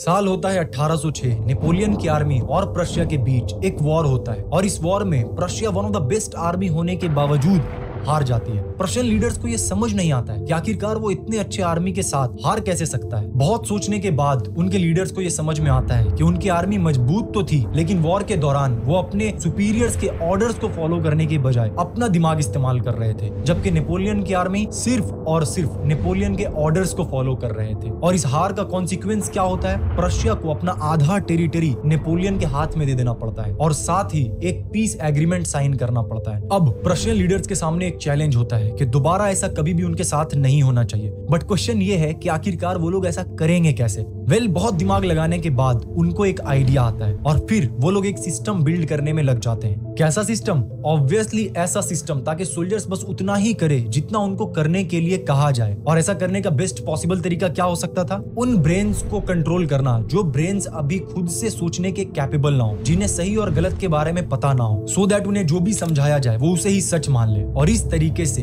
एक 8 इयर्स एजुकेशन सिस्टम बिल्ड होता है, द प्रशियन एजुकेशन सिस्टम। 5 साल से लेकर 13 साल के दौरान आपके लिए एजुकेशन सिस्टम कंपलसरी कर दिया जाता है, जिसका सोल पर्पस क्या होता है? And the Prussians produced a universal education system in the late 1800s because they were afraid they were losing military superiority and they wanted to produce a cadre of mindless, obedient soldiers. That was expressly the purpose. आने वाले generation को एक ऐसे person में transform करना जो obedient हो, अपने सुपीरियर्स के हर एक बात को माने और वही करे जितना कहा जाए, without asking a single question. इस 8 ईयर के एजुकेशन के दौरान उन्हें बस इतना ही समझाया जाता है, इतना ही पढ़ाया जाता है जितने में वो अपने सुपीरियर्स के ऑर्डर्स को फॉलो कर सके, ना कि इतना कि वो खुद के बारे में सोचने लगे। एंड प्रशियन लीडर्स ने जैसा प्लान किया था, ये एजुकेशन सिस्टम एग्जैक्टली वैसा ही रिजल्ट उन्हें दे रहा था। इस तरह एक ऐसे सिस्टम का इन्वेंशन हो चुका था जो आने वाले फ्यूचर में सब कुछ बदलने वाला था। और ठीक ऐसा ही होता है। उस दौरान एक और चीज था जो इस वर्ल्ड में बहुत ही तेजी से फैल रहा था। गेस कीजिए क्या? साल 1760 से लेकर 1840 के दौरान इंडस्ट्रियल रेवोल्यूशन अपने पीक पर होता है। ग्लोबल इकोनॉमी बहुत ही तेजी से दूसरे डायरेक्शन में शिफ्ट हो रहा होता है। अब तक लोग एग्रीकल्चर करके अपने हाथों से प्रोडक्ट्स बनाकर पैसे अर्न कर रहे थे, बट अब वर्ल्ड पे मशीन्स डोमिनेट करना शुरू कर देता है। जितना प्रोडक्ट्स एक इंसान पूरे महीने भर में नहीं बना पा रहा था, एक मशीन उससे कहीं ज्यादा प्रोडक्ट एक दिन में बना दे रहा था। But there was a problem, और वो प्रॉब्लम क्या था? फैक्ट्रीज में वर्कर्स का कमी होना, क्योंकि लोग अपने फील्ड में एग्रीकल्चर कर रहे थे, अपने हाथों से प्रोडक्ट्स बना रहे थे, छोटे मोटे बिजनेस कर रहे थे और पैसे अर्न कर रहे थे। ऐसे में कोई अपना ये सब कुछ छोड़कर किसी और के फैक्ट्री में एज अ लेबर क्यों काम करना चाहेगा? इस प्रॉब्लम का सोल्यूशन कैसे निकाला जाए? वेल, पर्शियन एजुकेशन सिस्टम अपने रिजल्ट्स के कारण ऊपर के बैठे लोगों तक ऑलरेडी पहुंच चुका था, और अब डिफरेंट कंट्रीज अपना एजुकेशन सिस्टम इस पर्शियन एजुकेशन सिस्टम के मॉडल पे बनाना शुरू कर देती है। और इस बार सोल पर्पस क्या होता है? इस बार सोल पर्पस होता है एक ऐसा जेनरेशन तैयार करना जिनके क्रिएटिविटी को किल करके उनके दिमाग में पैसा अर्न करने का बस एक ही ऑप्शन रह जाए, और वो हो work as a labour in factories. Corporate types mostly who wanted to produce cadres of obedient workers. And that's why the desks are in rows, and that's why there's factory bells, and that's why it's top-down leadership. और ठीक ऐसा ही होना शुरू हो जाता है। जो लोग अब तक फार्मिंग करके, छोटे मोटे बिजनेस करके मनी अर्न कर रहे थे, उनके बच्चों के ब्रेन को इस तरीके से ब्रेन वॉश किया जाता है कि जब वो अपना एजुकेशन कंप्लीट करके निकलते हैं तो उनके दिमाग में पैसा अर्न करने का बस एक ही ऑप्शन रह जाता है, और वो होता है किसी फैक्ट्रीज में काम करना। और इस तरह लेबर्स की जो कमी थी वो धीरे धीरे पूरा होना शुरू हो जाता है। उस समय हमारा देश ब्रिटिशर्स का गुलाम था, बट दिक्कत अंग्रेजों के सामने भी था, और वो दिक्कत था कि वो थे तो बस कुछ ही, और इतने बड़े आबादी को कंट्रोल में रखना बहुत ही मुश्किल हो रहा था। साल होता है 1835। थॉमस बेबिंगटन मकाउले, जिसके बारे में शायद आपने अपने स्कूल लाइफ में पढ़ा होगा एज द लॉर्ड मकाउले के नाम से, वो एक प्रपोजल तैयार करता है इंडिया में इंग्लिश एजुकेशन को प्रमोट करने के लिए। और लॉर्ड विलियम बेंटिक, जो कि उस वक्त ईस्ट इंडिया कंपनी का गवर्नर जनरल होता है, वो इसे इंग्लिश एजुकेशन एक्ट ऑफ 1835 के थ्रू पास कर देता है। एंड अगेन ये जो एजुकेशन सिस्टम होता है ये मोर और लेस पर्शियन एजुकेशन सिस्टम पे ही बेस्ड होता है। और इस बार मकसद क्या होता है? लोग सोच रहे थे कि ब्रिटिशर्स हमारा भला ही चाह रहा है, हम सभी लोगों को इंग्लिश सिखाना चाह रहा है, पर सच क्या था? वेल, आप खुद मकाउले से सुनो। Education should create a class of persons, Indian in blood and color, but English in taste, opinions, in morals and in intellect. धीरे धीरे ही सही, लेकिन अंग्रेज अपने इस मकसद को अंजाम तक पहुंचा देते हैं। ऑफिस में क्लर्क से लेकर आर्मी में सिपाही तक हर जगह इंडियंस काम कर रहे होते हैं। अब ब्रिटिशर्स इंडियंस को ही इस्तेमाल करके इंडियंस को ही गुलाम बना कर थे। ब्रेन वॉश इस हद तक किया जा चुका था कि इंडियंस ब्रिटिशर्स के रूल्स को फॉलो करना अपना ड्यूटी मानने लगे थे। आप शायद सोच रहे होंगे, वाह ब्रिटिशर्स ने क्या दिमाग लगाया था, पर खैर अब तो 76 साल हो गए आजादी को। अब सिंपल सा एक पर्सपेक्टिव रख लो, तुमने जितनी भी बात कही, अब उसके पीछे एक सिंपल कहो इकोनॉमिक पर्सपेक्टिव से देखते हैं चीजों को, and suddenly every single thing you said would have a completely different meaning जहां तुम सिंपल रख लो इकोनॉमिक पर्सपेक्टिव। जो लोग लेट्स से पहले इंडस्ट्रियल एज से पहले लोग लेट्स से काम कर रहे थे एग्रीकल्चरली, श्योर ठीक है, इंडस्ट्रियल एज आई, फैक्ट्रीज आई, लोग मूव किए। द थिंग इज जितनी भी इंडस्ट्रियल एज ने जॉब्स क्रिएट करी हैं, that obviously invited a huge amount of mass migration from all over the world. भाई हर एक इंसान के पास फार्म थोड़ी था, किसी के पास बहुत सारे बच्चे हैं, 3 बच्चे, छोटा ही फार्म है, तो भाई मास लेवल पे जैसे आज भी हो रहा है दिल्ली में कि मास लेवल माइग्रेशन होगा। द रीजन वाई आज भी छोटी जगहों से माइग्रेशन होता रहता है टू मेट्रोपॉलिटन सिटीज, जो माइग्रेशन के ट्रेंड्स इकोनॉमिक्स में आप हमेशा पाओगे। इंडिया से 20 मिलियन आई थिंक माइग्रेंट्स गए हैं all across the world last I think कुछ सालों में, like largest number of migrants जो मूव कर रहे हैं अक्रॉस द वर्ल्ड अपॉर्चुनिटीज के लिए, वो इंडिया से हैं। तो पॉइंट यह है कि इकोनॉमिक्स बहुत हद तक लोगों को मूव कराती है चीजों को। बहुत सारे लोग उस टाइम पे एजुकेशन, तुम अगर 1800 की बात कर रहे हो और 1700 की बात कर रहे हो, मेरे भाई प्लीज एक और सिंपल से स्टैटिस्टिक अब जाके गूगल करो कि कितनी परसेंटेज एजुकेशन या एजुकेशन लेती भी थी। पहली लिटरेसी और इलिटरेसी का तुम्हें बहुत ही शॉकिंग स्टैटिस्टिक्स मिलेंगे, और बहुत हद तक तुम्हें देखा जाएगा जो हायर या अच्छी एजुकेशन होती थी वो एक्चुअल में अपर क्लासेस के लिए रिजर्व होती थी। तीसरा, भाई ये डेमोक्रेसीज नहीं थी बहुत हद तक 1800-1700 सदियों में। 1700 सदियों में मोनार्कीज एग्जिस्ट करती थी। मोनार्कीज मतलब कि लोग इक्वल नहीं थे, तो फीफडम चलता था, यानी कि छोटे छोटे जो लॉर्ड्स होते थे इनके पास पूरी पूरी फीफ होती थी। फीफ के अंदर जितने लोग होते थे वो उनके सब्जेक्ट्स होते थे। उनमें से मेजॉरिटी जो फीफ के अंदर जो आम नागरिक होता है, चाहे तुम इंग्लैंड की बात कर लो चाहे किसी की बात कर लो, बहुत भारी हद तक वो अनएजुकेटेड होते थे भाई। फीफडम और ये सब चीजों को जो है फ्यूडलिस्टिक तुम कह सकते हो इन प्रैक्टिस जिसने खत्म किया, वो इंडस्ट्रियल रेवोल्यूशन ही है। जो इंडस्ट्रियल एज से पहले की जो इकोनॉमीज थी, इनको जब पढ़ना पड़ेगा और जो कोई इकोनॉमिस्ट आंसर कर सकता है वो आपको दिखेगा कि भाई बहुत प्रॉफिटेबल टाइम्स नहीं थे, क्योंकि बहुत हद तक पैसा ऊपर चला जाया करता था। सो एनी डे इंग्लैंड में भी जो लॉयर बन गया है या डॉक्टर बन गया है, यानी जिसने अपनी एजुकेशन पूरी करी है, वो एलीट क्लास में एंटर कर जाता था। जहां इंडस्ट्रियल रेवोल्यूशन स्टार्ट हुआ और मॉडर्न फैक्ट्री स्टार्ट हुई, लोगों को एक्चुअल में इतने ज्यादा पैसे मिलने लग गए उसकी वजह से कि लोग एक्चुअल में छोड़ने लग गए कि हम क्यों यहाँ पे बैठे खेती करें किसी लॉर्ड के लिए या किसी उसके लिए जिसमें वो आधा पैसा खुद ले जाता है वो, क्योंकि भैया लॉर्ड के पास सारा पैसा जा रहा है कि भैया हम अपना जाके किसी फैक्ट्री में काम करें और मैं अच्छा खासा ज्यादा पैसा कमा रहा हूं उससे। इधर से तुम जो बात करो वो है एक बहुत ही रिलायबल वर्किंग क्लास पैदा हुई, वर्किंग क्लास जो कि बैकबोन थी इकोनॉमीज की। तुम जिसकी बात कर रहे हो, वर्किंग क्लास बहुत इंपॉर्टेंट चीज रही है थ्रू आउट हिस्ट्री, जिसके अब पर खच्चे उड़े हैं मॉडर्न अब के टाइम पे। अब वर्किंग क्लास की कोई औकात ही नहीं रह गई है। सो थ्रू आउट 1900 तुम अगर उठा लो, तुम एक चीज देखोगे वर्किंग क्लास बैकबोन थी। यानी कि तुम एक फैक्ट्री जॉब अगर करते भी थे, तो तुम अगर फोर्ड में काम कर रहे हो या किसी भी फैक्ट्री में काम कर रहे हो, तुम एक्चुअल में एक अच्छा खासा तुम्हारा घर था, तुम्हारे पास एक कार थी, तुम एक बच्चों को स्कूल भेज पाते थे, तुम्हारे पास एक डिसेंट ऑनरेबल रिस्पेक्टफुल लाइफ थी as a working class citizen होके, वर्कर होके। 1970s का तुम शो ले लो, जब सिम्पसन शुरू हुआ, सिम्पसन्स में वो क्या काम करता है, इवन उसके पास इतना बड़ा सा घर है, 3 बच्चे हैं, वाइफ है, वो काम करता है न्यूक्लियर फैक्ट्री में, वर्कर है वो। तो ये शो एक तरह से रिफ्लेक्शन था उस टाइम का भी कि एक इंसान, वर्किंग क्लास इंसान, तब एक वर्किंग क्लास जॉब से भी अपनी पूरी फैमिली को सपोर्ट कर सकता था। इसी को कहा जाता था अमेरिकन ड्रीम, कि तुम भाई अपना काम करो, तुम इतना पैसा कमा लोगे, तुम अच्छे से जिंदगी जी सकते हो, जो अब वो खत्म हो चुका है। वर्किंग क्लास का एक इकोनॉमिक रीजन था एग्जिस्ट करने का, बहुत ही स्ट्रॉन्ग वर्किंग क्लास थी और वर्किंग क्लास में बैकबोन थी इकोनॉमीज की। So the reason why people move to factories and companies was because of economics, not because उनको स्कूल में ओबीडियंस सिखा दिया गया। जिनको कंपनियां स्टार्ट करनी थी उनके पास ये अपॉर्चुनिटीज थी कंपनी स्टार्ट करने की, जिनको फैक्ट्रियां स्टार्ट करनी थी उनके पास अपॉर्चुनिटीज थी फैक्ट्रियां स्टार्ट करने की, जिनके पास जो भी मर्चेंट था, जिसको ट्रेडर था, उसके पास अपॉर्चुनिटी थी वो बनने की, तो अब अपॉर्चुनिटी थी। और मोस्ट लोग बिहेवियरली ओबीडियंट जेनेटिकली ही होते हैं। अपने अराउंड लोगों को देखो, तुम खुद देखोगे उसमें से कितने लोग हैं जो डाइवर्जेंटली सोच रहे हैं और कितने लोग हैं जो कन्वर्जेंट सोचते हैं, कितने लोग हैं जो व्हाट टू थिंक ही सोचना पसंद करते हैं, कितने लोग जो अपने बायसेस के साथ खुश हैं, कितने लोग हैं जो उनको इन ग्रुप बायस है, उन्होंने एक टीम पकड़ लिया, उनको तुम चाहे कितना एविडेंस दे दो उनको नहीं है सोचना कुछ भी उसके खिलाफ।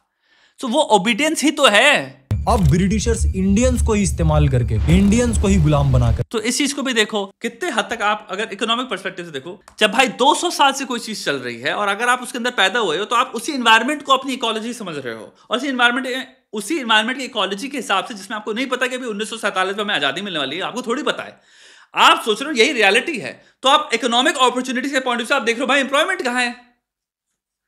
Most people are just looking for employment. Maybe that's the truth कि काफी लोग एम्प्लॉयमेंट अपॉर्चुनिटीज की वजह से, इकोनॉमिक पर्पसेस की वजह से मे बी ज्वाइन करते थे जॉब्स। हमें ये चीज, मैं नहीं कह रहा हूं कि इसमें कॉम्प्लिकेशंस नहीं है, बट कॉम्प्लेक्सिटी तभी आप ऐड करते हो जब आप कहते हो कि भाई 500 फैक्टर्स हो सकते हैं। One of the factor is a very strong factor, is economical factor.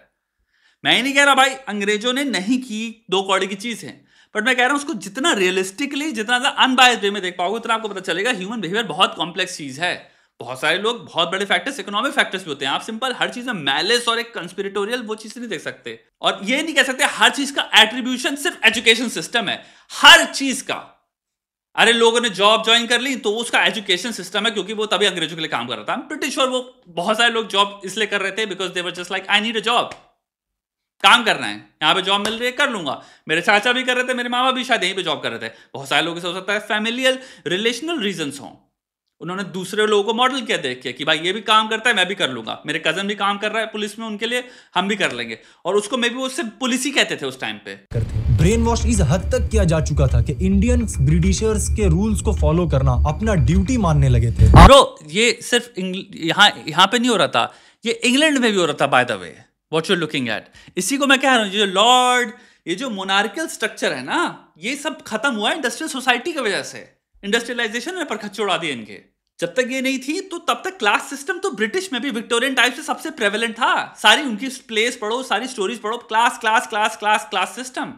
तुम्हारी अरे माय फेयर लेडी किसने देखी या पिग्मेलियन किसने देखा है, उसमें क्लास सिस्टम नहीं देखते हो कितना स्ट्रांग है। तो ये जो हम देख रहे हैं ये क्लास सिस्टम है मेरे भाई। ये इंसान का ये सेम काम इंग्लैंड में भी कोई कर रहा होगा, गोरे ही कर रहे होंगे बाय द वे। जा चुका था कि इंडियंस ब्रिटिशर्स के रूल्स को फॉलो करना अपना ड्यूटी मानने लगे थे। आप शायद सोच रहे होंगे वाह मानने, बिकॉज हम कॉमनवेल्थ भी तो थे ना भाई। You also have to understand, duty मानने लगे थे, कोई ब्रेन वॉशिंग की जरूरत नहीं थी। That was the reality of that time. The people who were born in that time saw them as कि okay these people rule our country now. Britishers ने क्या दिमाग लगाया था। पर खैर अब तो 76 साल हो गए आजादी को, अब तो सब कुछ बढ़िया हो गया है ना। अगर आप ऐसा सोच रहे हैं तो कुछ ही मिनट्स के बाद आपको अपने इसी सोच पे हंसी आएगी।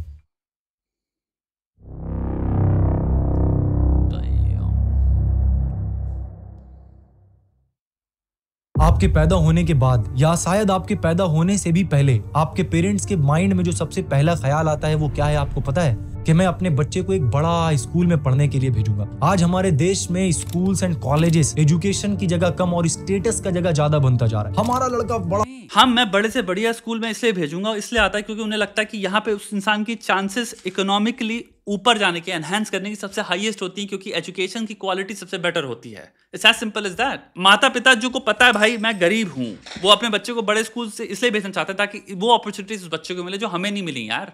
इसको सबसे बेस्ट से बेस्ट एजुकेशन मिले, घटिया से घटिया एजुकेशन ना मिले, तो मैं उसको बेस्ट से बेस्ट स्कूल में भेजना चाहूंगा। ये है स्टेटस में भी कुछ लोगों की होती होगी जो कि ऑलरेडी करोड़पति अरबपति हैं, तो वो अपने को भेज रहे हैं किसी स्कूल में जहाँ पे आईबी है और उसमें उनके दो डुअल मोटिव्स सेटिस्फाई हो जा रहे हैं, जहाँ पे उनको है कि हाँ एजुकेशन भी यहाँ पे बहुत टाइट मिलेगी और हम तो हैं ही बहुत ऊपर और हम अपने बच्चे को बहुत ही ऊपर वाले स्कूल में भेज रहे हैं। बड़ा स्कूल में पढ़ता है, हमारा लड़का उस कॉलेज में पढ़ता है। आप जैसे ही बोलना शुरू करते हो आपके पेरेंट्स बड़े ही प्राउडली आपको एक अच्छे से स्कूल में एडमिशन करवा देते हैं और फिर रिलैक्स हो जाते हैं कि मैंने तो बड़े स्कूल में अपने बच्चे का एडमिशन करा दिया, अब मेरे बच्चे का फ्यूचर वो लोग बना देंगे, मुझे बस टाइम पे फी पे करना है। आप स्कूल जाते हो एक फ्रेश, क्यूरियस और क्रिएटिविटी से भरे हुए माइंड के साथ, एक ऐसे माइंड के साथ जिसके अंदर कोई लिमिटेशंस नहीं होता है, एक ऐसे माइंड के साथ जिसे अगर सही हर बच्चे का माइंड ऐसा नहीं होता। See this is what I am saying, you are generalising and you are very strongly creating a very linear narrative as if uniqueness, complications, complexities, differences, divergences don't exist. Brains are different, personalities are different. बहुत बच्चे नहीं होते इतने curious, बहुत बच्चे बहुत curious होते हैं, बहुत बच्चे बहुत क्रिएटिव होते हैं, कुछ बच्चे क्रिएटिव नहीं होते। Different kids bro, different brains. सब एक ही तरह के नहीं होते। से ट्रेन किया जाए तो वो बहुत कुछ कर सकता था, लेकिन जैसे ही आप स्कूल में जाते हो आपको कुछ सब्जेक्ट्स का कॉम्बिनेशन का एक सिलेबस दे दिया जाता है और फिर अब से वही आपकी दुनिया बन जाती है। आप सुबह से लेकर शाम तक उन्हीं के बारे में सोचते हो, उन्हीं को पढ़ते हो और अगर आपने उसके अलावा कुछ और सोचा या कुछ और पढ़ा तो आपका मार्क्स पे इफेक्ट पड़ता है और फिर आपको पनिशमेंट मिलता है। पर क्या आपके यहाँ पे हमें मे भी ये कहना चाहिए, जो criticism and this is beautiful criticism is that पढ़ाने के तरीके दो कौड़ी के हैं and maybe mark system is a very poorly thought out system and maybe उसके पीछे कोई malice नहीं है, उसके पीछे है simple humans sat and thought कि हम यहाँ बना रहे हैं the best way to ascertain meritocracy हो सकती है कि हम किसी तरह का टेस्ट रख सकते हैं उसके एंड में एंड उस टेस्ट में जो बढ़िया स्कोर कर रहा होगा या हम कहेंगे उसने मेरिट के हिसाब से बेटर किया है perform and may be that's the thinking behind it. Again उसको मैलिस के पर्सपेक्टिव से देखने की जरूरत नहीं है और उसमें कोई ओबीडियंस नहीं चल रहा है, there is no obedience in it. Obedience जो आता है वो आता है टीचर्स की पर्सनालिटी से, जो अगेन प्रोडक्ट्स हैं अपने टाइम के, अपने एनवायरमेंट्स के, अपने चाइल्डहुड के, अपनी प्रताड़नाओं के, अपने ट्रॉमास के। टीचर्स क्या क्लासरूम में लेके आ रहे हैं, अब उस पर जब तक विजिलेंस नहीं रख रहा, मॉनिटरिंग नहीं रख रही, रीट्रेनिंग नहीं हो रही, टीचर्स की ट्रेनिंग नहीं हो रही कि भैया आपको कैसे पढ़ाना है, जो अब स्कूल्स में बाय द वे चेंज होना स्टार्ट हुआ है क्योंकि स्कूल साइकोलॉजी ये सब सब्जेक्ट्स अब बहुत तगड़े लेवल पे प्रेवलेंट होते चले जा रहे हैं और अब जो मॉडर्न स्कूल्स पे जो लोग जा रहे हैं आप देखोगे उनमें टीचर्स की भी ट्रेनिंग हो रही है, उनमें भी मॉनिटरिंग हो रही है। हम काइंड ऑफ बात भी कर रहे हैं उन टाइम्स की जहां पे साइकोलॉजी के बारे में 90s में किसी को पता भी नहीं था, बच्चों को पढ़ाते कैसे इस पर कोई रिसर्च किसी को पता ही नहीं थी, इंटरनेट एक्सेस नहीं कर रहा था। हम गालियां भी उन चीजों पर कर रहे हैं, एक बात समझो, क्योंकि काइंड ऑफ विक्टिम है अपने टाइम के। उस टाइम में मुझे, जब मैं 15 था, मुझे नहीं पता था साइकोलॉजी कोई सब्जेक्ट एग्जिस्ट करता है, टू बी वेरी ऑनेस्ट। शायद मुझे वर्ड भी नहीं पता था, ये तो भूल जाओ स्कूल में पढ़ाते कैसे, इस सब पे कोई डिस्कशन चल रही थी। तो हम उस टाइम को गाली बकरा, प्रीटी श्योर जिस स्कूल में मैं था उसी स्कूल में आज के इस वक्त सेकंड में बहुत चीजें बदल गई हैं, बिकॉज इंटरनेट आ गया है, अवेयरनेस आ गई है, एजुकेशन आ गई है। एंड यही चीज मैं बताना चाह रहा हूं कि changes may be happen because लोगों को अवेयरनेस होती है एंड फिर वो समझते हैं कि ओके हमारा जो प्रायर बिहेवियर था इसको हम ऑप्टिमल बिहेवियर पे कैसे ले जा सकते हैं। And I think people want to do that, but people के पास कई बार रिसोर्सेज ही नहीं होते या फिर अवेलेबल नॉलेज ही नहीं होती, तो उन्हें लगता है जो भी हम जानते हैं इज ऑल देयर इज। तो मैं सही ही जानता हूं। सो हम काइंड ऑफ घमंड, एरोगेंस या गुरूर पे ऑपरेट करते हैं कि हमें तो सब पता है, जो कि 90s के टीचर्स करते थे कि हमें सब पता है। So maybe what you are talking about, and this is a thing that I 100% agree with you. Mark system is a terrible way of assessing any kids तुम्हारा परफॉर्मेंस किसी भी तरह की। और उस मार्क्स सिस्टम से क्या हो जाता है, बहुत हद तक किसी भी बच्चे के लिए से एंग्जाइटी जिसको प्रॉब्लम्स हैं, उसके मार्क्स में बहुत फर्क पड़ेगा, क्योंकि एंग्जाइटी चाहे उसने कितना पढ़ाई कर रखा है, टेस्ट के सामने हो सकता है टेस्ट के टाइम पे एंग्जाइटी टेक्स ओवर, आपको पैनिक अटैक आ जाए, आपकी एंग्जाइटी आपको क्रिपल कर दे, आप उसकी वजह से घटिया आंसर्स फिल कर रहे हो, जो साइकाइट्रिक एक्सप्लेनेशन हो सकती है इतनी सारी। ये सब चीजें पहले लोगों को नहीं पता था, पहले लोगों को एंग्जाइटी क्या होती है नहीं पता था। आज भी कितने लोग हैं जिनको एंग्जाइटी नहीं पता। आज भी तुम चाहे देश में कितने जगहों पे चले जाओ, छोटे शहरों में, जहां पे स्कूल में बच्चा कहे भी उसको एंग्जाइटी के सिम्टम्स हो रहे हैं, टीचर कहेगा अरे क्या कर रहा है, काम करना, उसे नहीं पता। The bigger problem is lack of education, not education. और हमारा एजुकेशन सिस्टम इसीलिए लैकिंग है क्योंकि वो अभी भी उतने सारे लोगों से आ रहा है जिनके अंदर लैक ऑफ एजुकेशन है, अपडेटेड नहीं है वो। भाई there are subject, school psychology, जहां पे ऑप्टिमम लर्निंग स्ट्रैटेजीज, ऑप्टिमम बच्चा सबसे ज्यादा क्लासरूम्स को कैसे फैसिलिटेट किया जाए, सबसे बेस्ट मेथड्स क्या होते हैं, प्रैक्टिकल मेथड्स क्या होते हैं, इसमें दबा के रिसर्च हुई है। तो एजुकेशन के अंदर से ही निकल रही हैं वो, और वो एक से एक अच्छे स्कूलों में स्प्रेड भी किया जा रहा है। डेवलप्ड कंट्रीज में पूरी तरह से अप्लाई की जा रही हैं स्कूल साइकोलॉजी की सारी प्रैक्टिसेस। स्कूल साइकोलॉजिस्ट होना स्कूल्स में मैंडेटरी होता है। तुम कितने भी डेवलपिंग कंट्री चले जाओ, मैंडेटरी होता है, स्कूल साइकोलॉजिस्ट होते हैं जो प्रॉपर पूरी मास्टर्स किए हुए हैं, इनके पास ट्रेनिंग है, जो कि टीचर्स को भी मॉनिटर कर रहे हैं, ऑपरेट कर रहे हैं, देख रहे हैं टीचर्स के व्यवहार को, जिसके हिसाब से हो सकता है कि टीचर दुर्व्यवहार कर रहा हो तो फायर हो जाएगा। सिमिलरली बच्चों के लाइफ में वो देख रहे हैं साइकोलॉजी के पॉइंट ऑफ व्यू से कि अगर बच्चा क्लास में बदतमीजी कर रहा है तो क्या प्रॉपर इंटरवेंशंस हैं जिसकी वजह से हम उस बिहेवियर को कर्टेल कर सकते हैं, समझ सकते हैं। दूसरा, क्या कॉजेशंस हो सकती हैं जिस बिहेवियर के कारण घर में इसकी क्या प्रॉब्लम है, क्या साइकाइट्रिक कोई चीजें हैं, क्या डायग्नोस्टिक कोई क्राइटेरिया चाहिए इसके लिए, क्या हो सकता है इस वक्त कुछ परेशानी चल रही है, क्या हो सकता है इंटर ग्रुप क्लास में परेशानियां चल रही हैं, सारे पर्सपेक्टिव से देखते हैं वो। तो ये सब डेवलप्ड कंट्रीज में ऑलरेडी हो रहा है, हमारे देश में बस ये चीजें आई नहीं है। सब्जेक्ट्स है एजुकेशन के अंदर ही जो एजुकेशन को खतरनाक लेवल पे ऊपर लेके चले जाएंगे कि पढ़ाते कैसे हैं, पढ़ते कैसे हैं, सबसे कंड्यूसिव एनवायरनमेंट क्या होता है। जैसे जापान के स्कूल में उन्होंने पाया गया भाई एक बहुत बड़ी प्रथा होती है फीडबैक बेस्ड, और उन्होंने पाया इससे बहुत तगड़े लेवल पे इंप्रूवमेंट होता है बच्चे के लर्निंग पे। करेक्टिव फीडबैक है जापान में। सारी की सारी जनरेशंस में तुम सिंपल डेकेड्स उठा लो, सारी गवर्नमेंट्स पास अपॉर्चुनिटी है एजुकेशन सिस्टम चेंज करने की। अंग्रेज चले गए भाई, कब तक बैठे रहोगे वही बातें बोलते बोलते। सिंपल सी बात करो, या तो फेलियर है फिर गवर्नमेंटल लेवल पे कि इनको भाई या तो आता नहीं चेंज करना, या इन्हें पता ही नहीं चेंज कैसे करेंगे। जब तक ये नहीं करेंगे चेष्टा और एफर्ट की भाई हम एक ऑप्टिमल लेवल पे लेके जाएंगे एजुकेशन लेवल को, तो कौन करेगा। आज ये गाली बकरो अंग्रेजों को, प्रशिया 1700 सदी की बात कर रहा है वो एक कॉन्सेप्ट की। क्वेश्चन करते हैं कि आखिरकार ये स्कूल्स, कॉलेजेस, कोचिंग्स ये हमारे बच्चे को आखिर क्या सिखा रहा है। क्या सच में हमारे बच्चे का फ्यूचर ब्राइट हो रहा है? क्या सच में हमारे बच्चे को जो पढ़ाया जा रहा है वो उसे पसंद भी है? नहीं, क्योंकि उन्हें क्योंकि समाज, अब एजुकेशन सिस्टम नहीं है, समाज इस डर से कि जॉब नहीं लगेगी, समाज इस डर से क्योंकि वो जानता है कंपटीशन इतना ज्यादा है हमारे देश में, इंडिया की बात हो रही है। समाज क्योंकि उसको पता है कि भाई ये 3 सब्जेक्ट्स हैं जहां पे हमें को नोन इन्फॉर्मेशन है कि जॉब लग जाती है, इंजीनियरिंग, डॉक्टर और कोई एक और चूज कर लो, लॉ या सीए। सो मेजॉरिटी ऑफ लोग इस डर से जो 3 सब्जेक्ट के प्रति बचपन से ही इंसान को ढकेलने लग जाते हैं, तो ये समाज से आ रहा है। ऐसा लगता है कि हमारे बच्चे का फ्यूचर बनाया जा रहा है, हमारे बच्चे को एक कामयाब इंसान बनाया जा रहा है। पर अगर आप थोड़ा सा भी ध्यान से सोचोगे तो आपको समझ आएगा कि इस पूरे स्कूल एंड कॉलेज के दौरान आपको एक ऐसा पर्सन बनाने का प्रोसेस चल रहा होता है, जो पर्सन जब स्कूल एंड कॉलेज से बाहर निकले तो उनके दिमाग में बस एक ही गोल हो, किसी तरीके से जॉब मिल जाए। भाई वो 1800 सदी में भी इंसान का यही गोल था, 200 सदी में भी यही गोल था, 2000 में भी यही गोल था। रोटी कपड़ा मकान, बेसिक सर्वाइवल गोल्स हैं इंसान के। तुम चले जाओ 1 मिलियन ईयर्स पहले भी इंसान का गोल यही था कि भैया हम क्या ड्यूटी करें अपने सोसाइटी में, हम जिस भी, अगर हंटर गैदरर सोसाइटी में मैं रह रहा हूं, मेरा जो भी बैंड है, मैं क्या काम कर सकता हूं जिसकी वजह से मुझे सस्टेनेंस मिले और मेरे को इस बैंड में रखा जाए। तो अगर हंटिंग में जाना पड़ेगा तो एक हंटिंग जॉब थी। क्या अगर मैं रिसोर्स एलोकेशन के लिए मुझे डिपार्टमेंट में रखा गया कि मुझे फेयरली जो भी रिसोर्सेज हंटिंग पार्टी लेके आ रही है वो मुझे डिस्ट्रीब्यूट कर रहे हैं फेयरली सब में, तो वो एक जॉब है मेरे भाई। इसका रीजन है सस्टेनेंस, सर्वाइवल।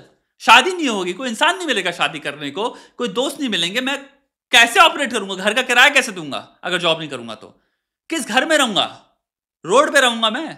और अगर दूसरे शब्द में कहूं तो कोई मुझे अपने यहाँ काम पर रख ले। हर बच्चा यही चाहता है कि मैं सरकारी जॉब में पहुंचूं, अपने घर के अर्थ। अब हम कंप्लीटली डिफरेंट जगह चले गए। सो ये clip has nothing to do with what he was saying. What he was saying कि हर इंसान चाहता है उसको जॉब मिले. यहां बात चल रही है गवर्नमेंट जॉब की, जो अगेन एक कल्चरल माइंडसेट से आ रहा है. जॉब लग जाए, इंग्लैंड में भी मिलेगा, तुम्हें माता पिता चाहते हैं, जापान में मिलेगा, चाइना में भी मिलेगा, इंडोनेशिया में भी मिलेगा, म्यांमार में भी मिलेगा, इराक में मिलेगा, अफगानिस्तान में मिलेगा, कि इसको कुछ ना कुछ तो करने को हो जाए. गवर्नमेंट जॉब, ये टॉपिक तुम्हें बहुत इंडियन सेंट्रिक मिलेगा, ये अमेरिका में नहीं चल रहा है. तुम दो एक अलग बातें कर रहे हो और दोनों को तुम क्लिप ऐसे रख रहे हो जिससे ऐसा लग रहा है कि हम एक बात कर रहे हैं. गवर्नमेंट जॉब के पीछे भागना एक इंडियन चीज है, और मेरे ख्याल से इंडिया में भी आपको रीजनली मिलेगी. कुछ ज्योग्राफीज होंगी जहां पे शायद नहीं भाग रहे लोग. तो व्यवस्था को सही करूं, मेन मकसद तो यही होता है हर आदमी का, क्योंकि सरकारी जॉब एक ऐसी जॉब है कि वो आदमी को मरते दम तक साथ देती है. इसलिए हर आदमी सोचता है चाहे चपरासी की मिल जाए लेकिन सरकारी मिल जाए. आपके पूरे स्कूलिंग एंड कॉलेज के दौरान आपको कभी भी सेल्फ डिपेंडेंट होने के लिए सिखाया ही नहीं जाता. दिखाया जाता है. That's what a university is. That's literally what a university is. तुम यहां आए हो, अब ये है कोर्स, ये है सारा तुम्हारा तीम झाम, हम तुम्हें लेक्चर देंगे. लेक्चर में हो सकता है 150 बच्चे बैठे हो, कोई तुमसे पर्सनली कुछ नहीं पूछने वाला. अब तुम्हें अपने असाइनमेंट्स करने करो, नहीं तो फेल हो जाओगे. That's literally the definition of self-study and self-dependence. यानी कि जितने भी असाइनमेंट्स है, जितने भी थीसिस लिखनी है, जितना भी काम करना है, मुझे एक डेडलाइंस दी गई है, यूनिवर्सिटी ने दे दी है. उस डेडलाइन के अंदर मेरे से कोई नहीं पूछ रहा आके बेटा होमवर्क दिखाओ, बेटा तुमने अगर ये नहीं किया तो हम डायरी में साइन करेंगे, अब मम्मी पापा का सिग्नेचर लेके आना है. कुछ नहीं हो रहा यूनिवर्सिटी कॉलेजेस में. That's literally the definition कि भाई आप सेल्फ डिपेंडेंट बनो. अपने स्केड्यूल्स क्रिएट करने हैं, अपने तुम्हें प्रॉपर खुद से तुम्हें ढूंढने चीजें जिससे तुम स्केड्यूल कर पाओगे. इस दिन मुझे ये करना है, इस दिन मुझे ये करना है, इस दिन मुझे ये करना है, ताकि मेरा वो असाइनमेंट पूरा हो पाए. That's what universities are. यहाँ पे जितने लोग engineering, I don't know, physics, chemistry, जो भी पढ़ रहे हैं यूनिवर्सिटीज में, I bet you know that you have to do everything by yourself. So that's the definition of self-dependence. You are dependent on yourself to finish those tasks. क्यों? क्योंकि ये system कभी भी आपको फुल्ली सेल्फ इंडिपेंडेंट बनने के लिए बनाया ही नहीं गया था. इस सिस्टम का अल्टीमेट गोल ही था कि इंडस्ट्री को एक अफोर्डेबल और एक बढ़िया वर्कर प्रोवाइड किया जा सके. ये पूरा सिस्टम. इंडिया एक कंट्री है जहां पे मेजॉरिटी ऑफ लोग लो सोशियो इकोनॉमिक स्टेटस से आते हैं, यानी कि उनकी गोल है ही नहीं कंपनी स्टार्ट करना, बड़ी कॉर्पोरेशन स्टार्ट करना, बड़ी फैक्ट्री डालना. उनके गोल हमेशा से रहेंगे ही because of social learning, because of social environment, and because कि भाई हमारे पास रिसोर्सेज ही नहीं है, लैक ऑफ रिसोर्सेज, कि हमारे बच्चे की कोई जॉब लग जाए जिससे कम से कम उसका घर चलाने लायक रिसोर्सेज आए. सो ये एक लो सोशियो इकोनॉमिक क्लास की हमेशा से सोच रहेगी. सो हमको जो माइंडसेट सिखाया जाता है कि भाई तुम्हें जॉब पे फोकस करना है, इंजीनियर बनो, लॉयर बनो, ये एक्चुअली हमारे माँ बाप सिखा रहे होते हैं. मुझे तुम बताओ, तुम में से कितने लोग थे स्कूल में जिसमें तुम्हारे कोई टीचर बैठे रोज बोलता था तुम लोगों में कोई कंपनी स्टार्ट मत करना. स्कूल में तुम्हारे टीचर फिजिक्स सिखा रहा था, फिजिक्स वाला भाई. तुम्हारे केमिस्ट्री वाले टीचर तुम्हें केमिस्ट्री सिखा रहा था. वो खुद भी अपनी जिंदगी से परेशान थे, वो आके स्कूल में इतनी गर्मी में केमिस्ट्री सिखा रहे थे. आई एम प्रीटी श्योर वो केमिस्ट्री सिखाया, वो घर चला गया. इंग्लिश टीचर ने इंग्लिश पढ़ाई, वो घर चला गया. हिंदी टीचर ने हिंदी पढ़ाई, वो घर चला गया.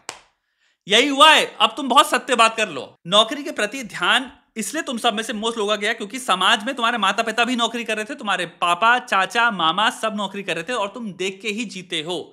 सो द एग्जाम्पल जो तुम्हारे सामने थे, पहले वो नौकरी कर रहे थे. दूसरे जो एग्जाम्पल्स जिनको तुम मानते हो, तुम्हारे माता पिता, तुम्हारे गार्डियंस, उन्होंने भी तो तुम्हें जो सीख दी वो था कि नौकरी करो. सिमिलरली जो बिजनेस क्लास में लोग आ रहे थे, उनके माता पिताओं ने उनको सीख दी बिजनेस करो, क्योंकि उनके चाचा मामा सब बिजनेस कर रहे थे. स्कूल्स ने बिजनेसमैन क्रिएट नहीं कर दिया, स्कूल ने ना इंजीनियर क्रिएट किया है. स्कूल ने ये किया कि भैया हम आपको धोती फाड़ के इतना ज्यादा पढ़ाएंगे जिसकी कोई हद नहीं है. हमारा पढ़ाने के तरीके 2 कौड़े के हैं, हमारी स्ट्रैटेजीज 2 कौड़े की हैं, हमारे अंदर बिल्कुल सेंसिटिविटी नहीं है underlying socio economic, bio social, physiological क्या प्रॉब्लम्स हो सकती है किसी इंसान की जिंदगी में, हमें कोई फर्क नहीं पड़ता. हम 2 तमाचे जड़ देंगे. हम बुलिंग मेथड्स यूज कर रहे हैं जो कि हो सकता है अंडरलाइंग फ्रस्ट्रेशन से आ रहे हैं उस टीचर की पर्सनालिटी से. हम मेरिटोक्रेसी भी फ्लॉड सिस्टम यूज कर रहे हैं मेरिटोक्रेसी का. क्रिएटिविटी हमारे समाज में इसलिए एग्जिस्ट नहीं करती क्योंकि क्रिएटिविटी अफोर्ड करने में फटके चौराहा हो जाएगी बहुत बड़ी लो सोशियो इकोनॉमिक क्लास की. It's as simple as that. क्योंकि द रिस्क टेकिंग फैक्टर सब कुछ इकोनॉमिक्स के पॉइंट से देखो, रिस्क बहुत हाई है क्रिएटिव एंडेवर्स में. अगर चल गया तो तुम भाई बढ़िया है, लेकिन ना चलने वालों की परसेंटेज भी देखो. और तुम्हारा दिमाग, इंसान का दिमाग नॉर्मली ऐसे ऑपरेट करता है लाइकलीहुड से. किसी चीज का लाइकलीहुड क्या है? एक इंजीनियर की भाई कुछ भी कह लो, लाइकलीहुड था 2000. तुम अगर सिंपल सदी की बात कर लो, 2005 2010, द रीजन व्हाई मोस्ट लोग बच्चों को इंजीनियर बना रहे थे बिकॉज इन्फोसिस में चला जाएगा, कहीं पे भी मास जो हायरिंग होगी, उसके बाद 3 साल बाद मेजॉरिटी ऑफ लोग एक्चुअली में सेटल्ड होते थे, मेजॉरिटी ऑफ लोग एक्चुअली में बाहर निकल जाते थे. They had stable careers throughout their lives. Probability के हिसाब से जहां माँ बाप जिंदगी भर 30-40 हजार ही कमाते रह गए, उनके बच्चे एक्चुअल में 10 साल बाद इंजीनियरिंग के एक्सपीरियंस से या MBA के एक्सपीरियंस से 2-3 लाख रुपए कमा रहे थे. They actually moved higher in socioeconomics. They became from middle class या lower class to higher upper middle class. कितने लोगों की फैमिलीज में हुआ है ये सब तो अपने अराउंड नोटिस कर सकते हो कि वो इतने गरीब घर से आते थे लेकिन बच्चे ने इंजीनियरिंग करी, आज बच्चा बहुत अच्छा कमा रहा है. आज भैया हमारे बहुत गरीब थे या वो सब थे, इन लोग के घर में बहुत परेशानी थी लेकिन उन्होंने पढ़ाई करी, वो लॉयर बन गए, आज वो बहुत बढ़िया कमा रहे हैं. इंटरजेनरेशनली एजुकेशन की वजह से उन्होंने ब्रेक कर लिया पूरी सिचुएशन अपनी. एक ऐसे ग्रुप ऑफ पीपल को तैयार कर रहा है जो अपने बॉस के ऑर्डर्स को फॉलो कर सके, जो अपने सुपीरियर्स का रिस्पेक्ट कर सके, पूरे महीने दिन रात काम कर सके, इस उम्मीद में कि at the end of the month मुझे एक पेचेक मिले, फिर चाहे वो काम मुझे. तो मुझे बताओ, what are you saying? Throughout history, millions of years of homo history में अगर तुम चले जाओ, वो वही है जहां पे हमारी टीम कोऑर्डिनेट करी एक दूसरे के साथ. हंटिंग कैसे होती थी? हंटिंग बैट्स में हम एग्जैक्टली प्लान करते थे कि तुम वहां होगे, मैं वहां आऊंगा, वहां से कोई चीख मारेगा, यहां से हम जानवर भागेगा, हम वहां से उसको परस्यूट करेंगे. सो अगर तुम वो नहीं करोगे तो तुम्हें रिवॉर्ड नहीं मिलेगा और तुम्हें टीम से निकाल दिया जाएगा ना. ये ओबीडियंस नहीं है. That's how any organisation on the planet works. इसे कोलैबोरेटिव वर्क कहते हैं.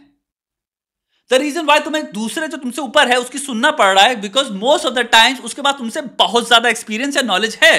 That's the presumption. Let's say मैं ये नहीं कह रहा इंडियन वर्किंग कंडीशंस या इंडियन ऑफिसेस में बुलिंग नहीं हो रही. I am not, of course I know वो सब हो रहा है. मैं तुम्हें एक इन जनरल बात बता रहा हूं बिकॉज तुम एक इन जनरल कह रहे हो कि इंसान को तुम्हारे को ऐसे ट्रेन किया रहा है, तुम ऊपर वाले सुनो. सुनना चाहिए बिकॉज इन मोस्ट सर्कमस्टांसेस तुम कुछ सीखोगे. ऑपरेशनली वर्क कैसे करती है चीजें सीखोगे, तुम सिस्टम सीखोगे. सारी ऑर्गेनाइजेशंस, अगर हम MNCs की बात कर रहे हैं, वो वर्क करती हैं प्रॉपर मॉडल्स पे जो प्रूवन है रिसर्चेस में कि वो वर्क करते हैं highest to higher productivity create करने में. वो हलवा पूड़ी नहीं चल रही वहां पे, ओबीडियंस नहीं चल रहा वहां पे, वो कोलैबोरेटिव लर्निंग हो रही है. आप एक ऑर्डर में हो किसी भी चीज से जब आप एंटर करते हो. अगर आपके पास 3 मंथ का एक्सपीरियंस है तो आप ऑटोमेटिकली ऑर्डर में आ जाते हो. जिसके पास 10 साल का एक्सपीरियंस है उससे नीचे, और बेटर ही होगा कि आप उसकी सुनो, वो जो कह रहा है करो, वो जो हो रहा है उससे सीखो. आप डायरेक्टिव्स फॉलो करो ताकि आप चीजें नेविगेट कर पाओ, समझ पाओ और सीख पाओ. चीजें इतनी सिंपल नहीं है मेरे भाई, चीजें बहुत कॉम्प्लिकेटेड हैं. मुझे पसंद हो या ना हो, लोग अपनी 25% से अगर मेरे को पसंद नहीं है तो नौकरी छोड़ दो. तुम्हें लगता है कि कोई भी जॉब तुम्हें को आज तक जो मिली है जहां पे, अब ये चीज सिंपल सी बात सुनते हैं वापस, पीपल को तैयार कर रहा है जो अपने बॉस के ऑर्डर्स को फॉलो कर सके, जो अपने सुपीरियर्स का रिस्पेक्ट कर सके, पूरे महीने दिन रात काम कर सके. तो तुम भाई बॉस की रिस्पेक्ट मत करो, सीनियर के ऑर्डर फॉलो मत करो या सीनियर की रिस्पेक्ट मत करो. अगर इलीगल प्रैक्टिसेस हो रही हैं, अगेन वहीं हम आ जा रहे हैं अब्यूसिव प्रैक्टिसेस में. लेकिन अगर MNCs की बात कर रहे हो कि हम यहाँ पे ग्लोबल बात कर रहे हैं, हम यहाँ इंडिया की बात नहीं कर रहे, हम काइंड ऑफ स्टार्ट हुए थे बिल गेट्स से और हम ग्लोबली बात कर रहे हैं एजुकेशन की. जो भी वर्क आवर्स असाइंड होते हैं आदमी उनमें काम करता है मेरे भाई, उम्मीद में कि at the end of the month मुझे एक पेचेक मिले, इस उम्मीद में कि मुझे पैसा मिलेगा, फिर चाहे वो काम मुझे पसंद हो या नहीं. तो छोड़ दो ना. इंटरव्यू में खुद अपनी CV लाके कहते हो मुझे जॉब चाहिए, उसके बाद कहते हो मुझे इज्जत करनी पड़ेगी, मुझे इसका सम्मान करना पड़ेगा, मुझे उसके ऑर्डर सुनने पड़ेंगे. यानी कि जो ऑर्गेनाइजेशनली भाई मेरा रोल अटैच्ड है उस रोल के हिसाब से जो मुझे काम कर रहे हैं मुझे वो सुनना पड़ेगा, चाहे मुझे पसंद हो ना हो. तो तुम्हारे पास ऑप्शन है छोड़ दो. और कोई ऑर्गेनाइजेशन है जो कहेगी कि तुम छोड़ नहीं सकते, छोड़ दो, मत करो काम. I don't even understand this. ना हो, लोग अपनी 25% से ज्यादा जिंदगी इस करंट एजुकेशन सिस्टम में लगा देते हैं ताकि अपने से कम पढ़े लिखे आदमी की कंपनी में जाके उसके सपने पूरे कर. दैट्स आल्सो जनरलाइजेशन ना मेरे भाई. अगर 100 लोग का एग्जांपल ले लो, 100 लोग में से अगर हम परसेंटेजेस ड्रॉ करें, कितने लोग एक्चुअल में जिनमें जॉब्स कर रहे हैं उसमें जो उनका सुपीरियर है उनसे कम पढ़ा लिखा है, एक्चुअली वैरी करेगा. 100 में से हो सकता है 50 जो काम कर रहे हैं वो उनसे फार सुपीरियरली क्वालिफाइड हैं जो उनके ऊपर बैठे हैं. 50 हो सकता है जहां पे जॉब कर रहे हैं, हो सकता है उनसे क्वालिफाइड कम हो बट उनकी डिफरेंट इंटेलिजेंस बहुत हाई है इसलिए वो उनके ऊपर बैठ रहे हैं. हो सकता है आपको 27 मिले जो एक्चुअल में उनसे इंफीरियर लोग के ऊपर वो काम कर रहे हैं, सॉरी नीचे काम कर रहे हैं, जहां पे वो प्रैक्टिस बहुत ही घटिया इसके कारण. बट अगर वो काम करते रहे तो मे बी उनको आगे निकल जाएंगे उनसे. चीजें लिनियर भी तो होती है ना, आगे भी तो बढ़ती है, प्रोग्रेसिव भी तो होती है ना. You will find bad bosses in your life, but at the same time, you know what the best thing about life is? It progresses. You will leave them. You will outgrow them. One day you will have a good boss. One day you will become a boss yourself. Nothing is permanent. So हम धिकार रहे हैं चीजों को without really putting them in the context of पहला time progression, second तुम्हारी खुद की progress, third तुम खुद चेंज होते चले जाओगे, म्यूटेट होते चले जाओगे, चौथा मार्केट म्यूटेट्स एंड चेंजेस। कोई नहीं चाहता कि आप सेल्फ डिपेंडेंट बनो, आप मिलियनेयर बनो। कोई क्यों चाहेगा कि आप मिलियनेयर बनो, आप सेल्फ डिपेंडेंट बनो? सब चाहते हैं क्योंकि इकोनॉमी, जो देश की तुम बात करो, अगर एजुकेशन सिस्टम देश क्रिएट कर रहा है, देश बेहतर तभी होगा जब लोग मिलियनेयर बन पाएंगे। तो कोई देश अपने पैर में कुल्हाड़ा नहीं मारना चाहता, तो एक्चुअली में सारे देश चाहते हैं, बिकॉज इकोनॉमी के लिए बेटर चीज होती है कि लोग ज्यादा से ज्यादा पैसा कमाएं, क्योंकि जितना ज्यादा इंसान पैसा कमाएगा उतना ज्यादा वो कैसा खर्चा करेगा। सबसे ज्यादा फायदा है कि भाई ज्यादा से ज्यादा लोग जो चांसेस लें, कंपनी स्टार्ट करें, बिग रिवॉर्ड के पीछे सीख करें, हायर रिस्क लें। कमाला हैरिस का भी तुम्हारा अभी हाल ही में अपने डिबेट में उसने क्या बोला है कि हम $50,000 देंगे नए एंटरप्रेन्योर्स को कंपनी स्टार्ट करने के लिए। इजराइल देता है बहुत ज्यादा पैसा। इससे उनका क्या फायदा होगा? क्योंकि अगर आप सेल्फ डिपेंडेंट बन गए तो इकोनॉमी बेहतर होगी। इकोनॉमी जितनी बेहतर होगी उतना ही ज्यादा गवर्नमेंट अमीर होगी। गवर्नमेंट पास और ज्यादा से ज्यादा पैसा आएगा फिर कि भाई ओके अब इतना ज्यादा बजट आ रहा है हमारी, क्योंकि हमारी इकोनॉमी इतनी भयंकर लेवल पे काम कर रही है। सिंपल अमेरिका का एग्जांपल ले लो दोस्त, और चीजें कर सकते हो उस पैसे के साथ यार, जो करना है वो करो। तो फिर आप ऑर्डर्स फॉलो नहीं करोगे, आप हर चीज में क्वेश्चंस करोगे, आप गलत चीजों के खिलाफ आवाज उठाओगे, पर आप कभी भी इस ट्रैप। ओके, सो तुमने कहा कि अगर इंसान सेल्फ डिपेंडेंट बन जाए तो वो फॉर सम रीजन रिबेलियस बन जाता है। ये तुमने कहां से कोरिलेशन ड्रॉ कर लिया? तुमने कहा एक इंसान सेल्फ डिपेंडेंट बन जाता है तो वो क्या करेगा? ऑर्डर्स डिनाई करने लग जाएगा। क्यों? यानी कि अगर मैं सेल्फ डिपेंडेंट बन जाता हूं, मुझे दिखता है कि मुझे ये रोड क्रॉस नहीं करनी चाहिए क्योंकि लाल बत्ती है, तो मैं कहूंगा भाड़ में गया, मैं ऑर्डर फॉलो नहीं करूंगा। ऐसा तो नहीं होने वाला ना। अब मैं चीजों को इसलिए कॉन्टेक्चुअली प्रैक्टिकल एग्जाम्पल्स के हिसाब से देख रहा हूं। ऐसा कोई कोरिलेशन नहीं कि मैं बेमतलब में बदतमीज या एक वैसा इंसान बन जाऊंगा जो कहेगा अब भाड़ में गई दुनिया। ऐसे that's not how human behaviours work. Human behaviours बहुत कॉम्प्लेक्स होते हैं, तभी तो मेरा गला फट चुका है इस वीडियो में। लेकिन चीजें बहुत कॉम्प्लेक्स होती हैं मेरे भाई। जस्ट बिकॉज आप सेल्फ डिपेंडेंट बन जाते हो इसका मतलब ये नहीं है कि आप जो चीजें that make sense to you won't do them, and the things that don't make sense to you will deny them. So then it comes to the question, what makes sense and what doesn't make sense? Voting will make sense. Voting for a better politician will make sense. Voting for a politician जो शायद आपको tax breaks दे रहा है, शायद उसकी libertarian policies हैं, आप फिर पॉलिसीज के बेसिस पे सोचने लग जाओगे मैं कैसे ऑपरेट करने वाला हूं, क्या चीज हो सकती है जिससे मेरा शहर बेहतर हो, क्या चीज हो सकती है मेरा शहर सेफ हो। आप इन पॉइंट ऑफ व्यू से सोच रहे होगे समाज को, और आपने एक्शंस वहां वो करोगे, अर्जित करोगे। ये नहीं होता कि आप राइट ऑफ द बैट मैं सेल्फ डिपेंडेंट हो गया तो अब भाड़ में गए ऑर्डर्स और मैं भाड़ में कुछ फॉलो नहीं करूंगा। दैट्स अ साइकोपैथ मेरे भाई, that's a psychopath, has nothing to do with self dependence.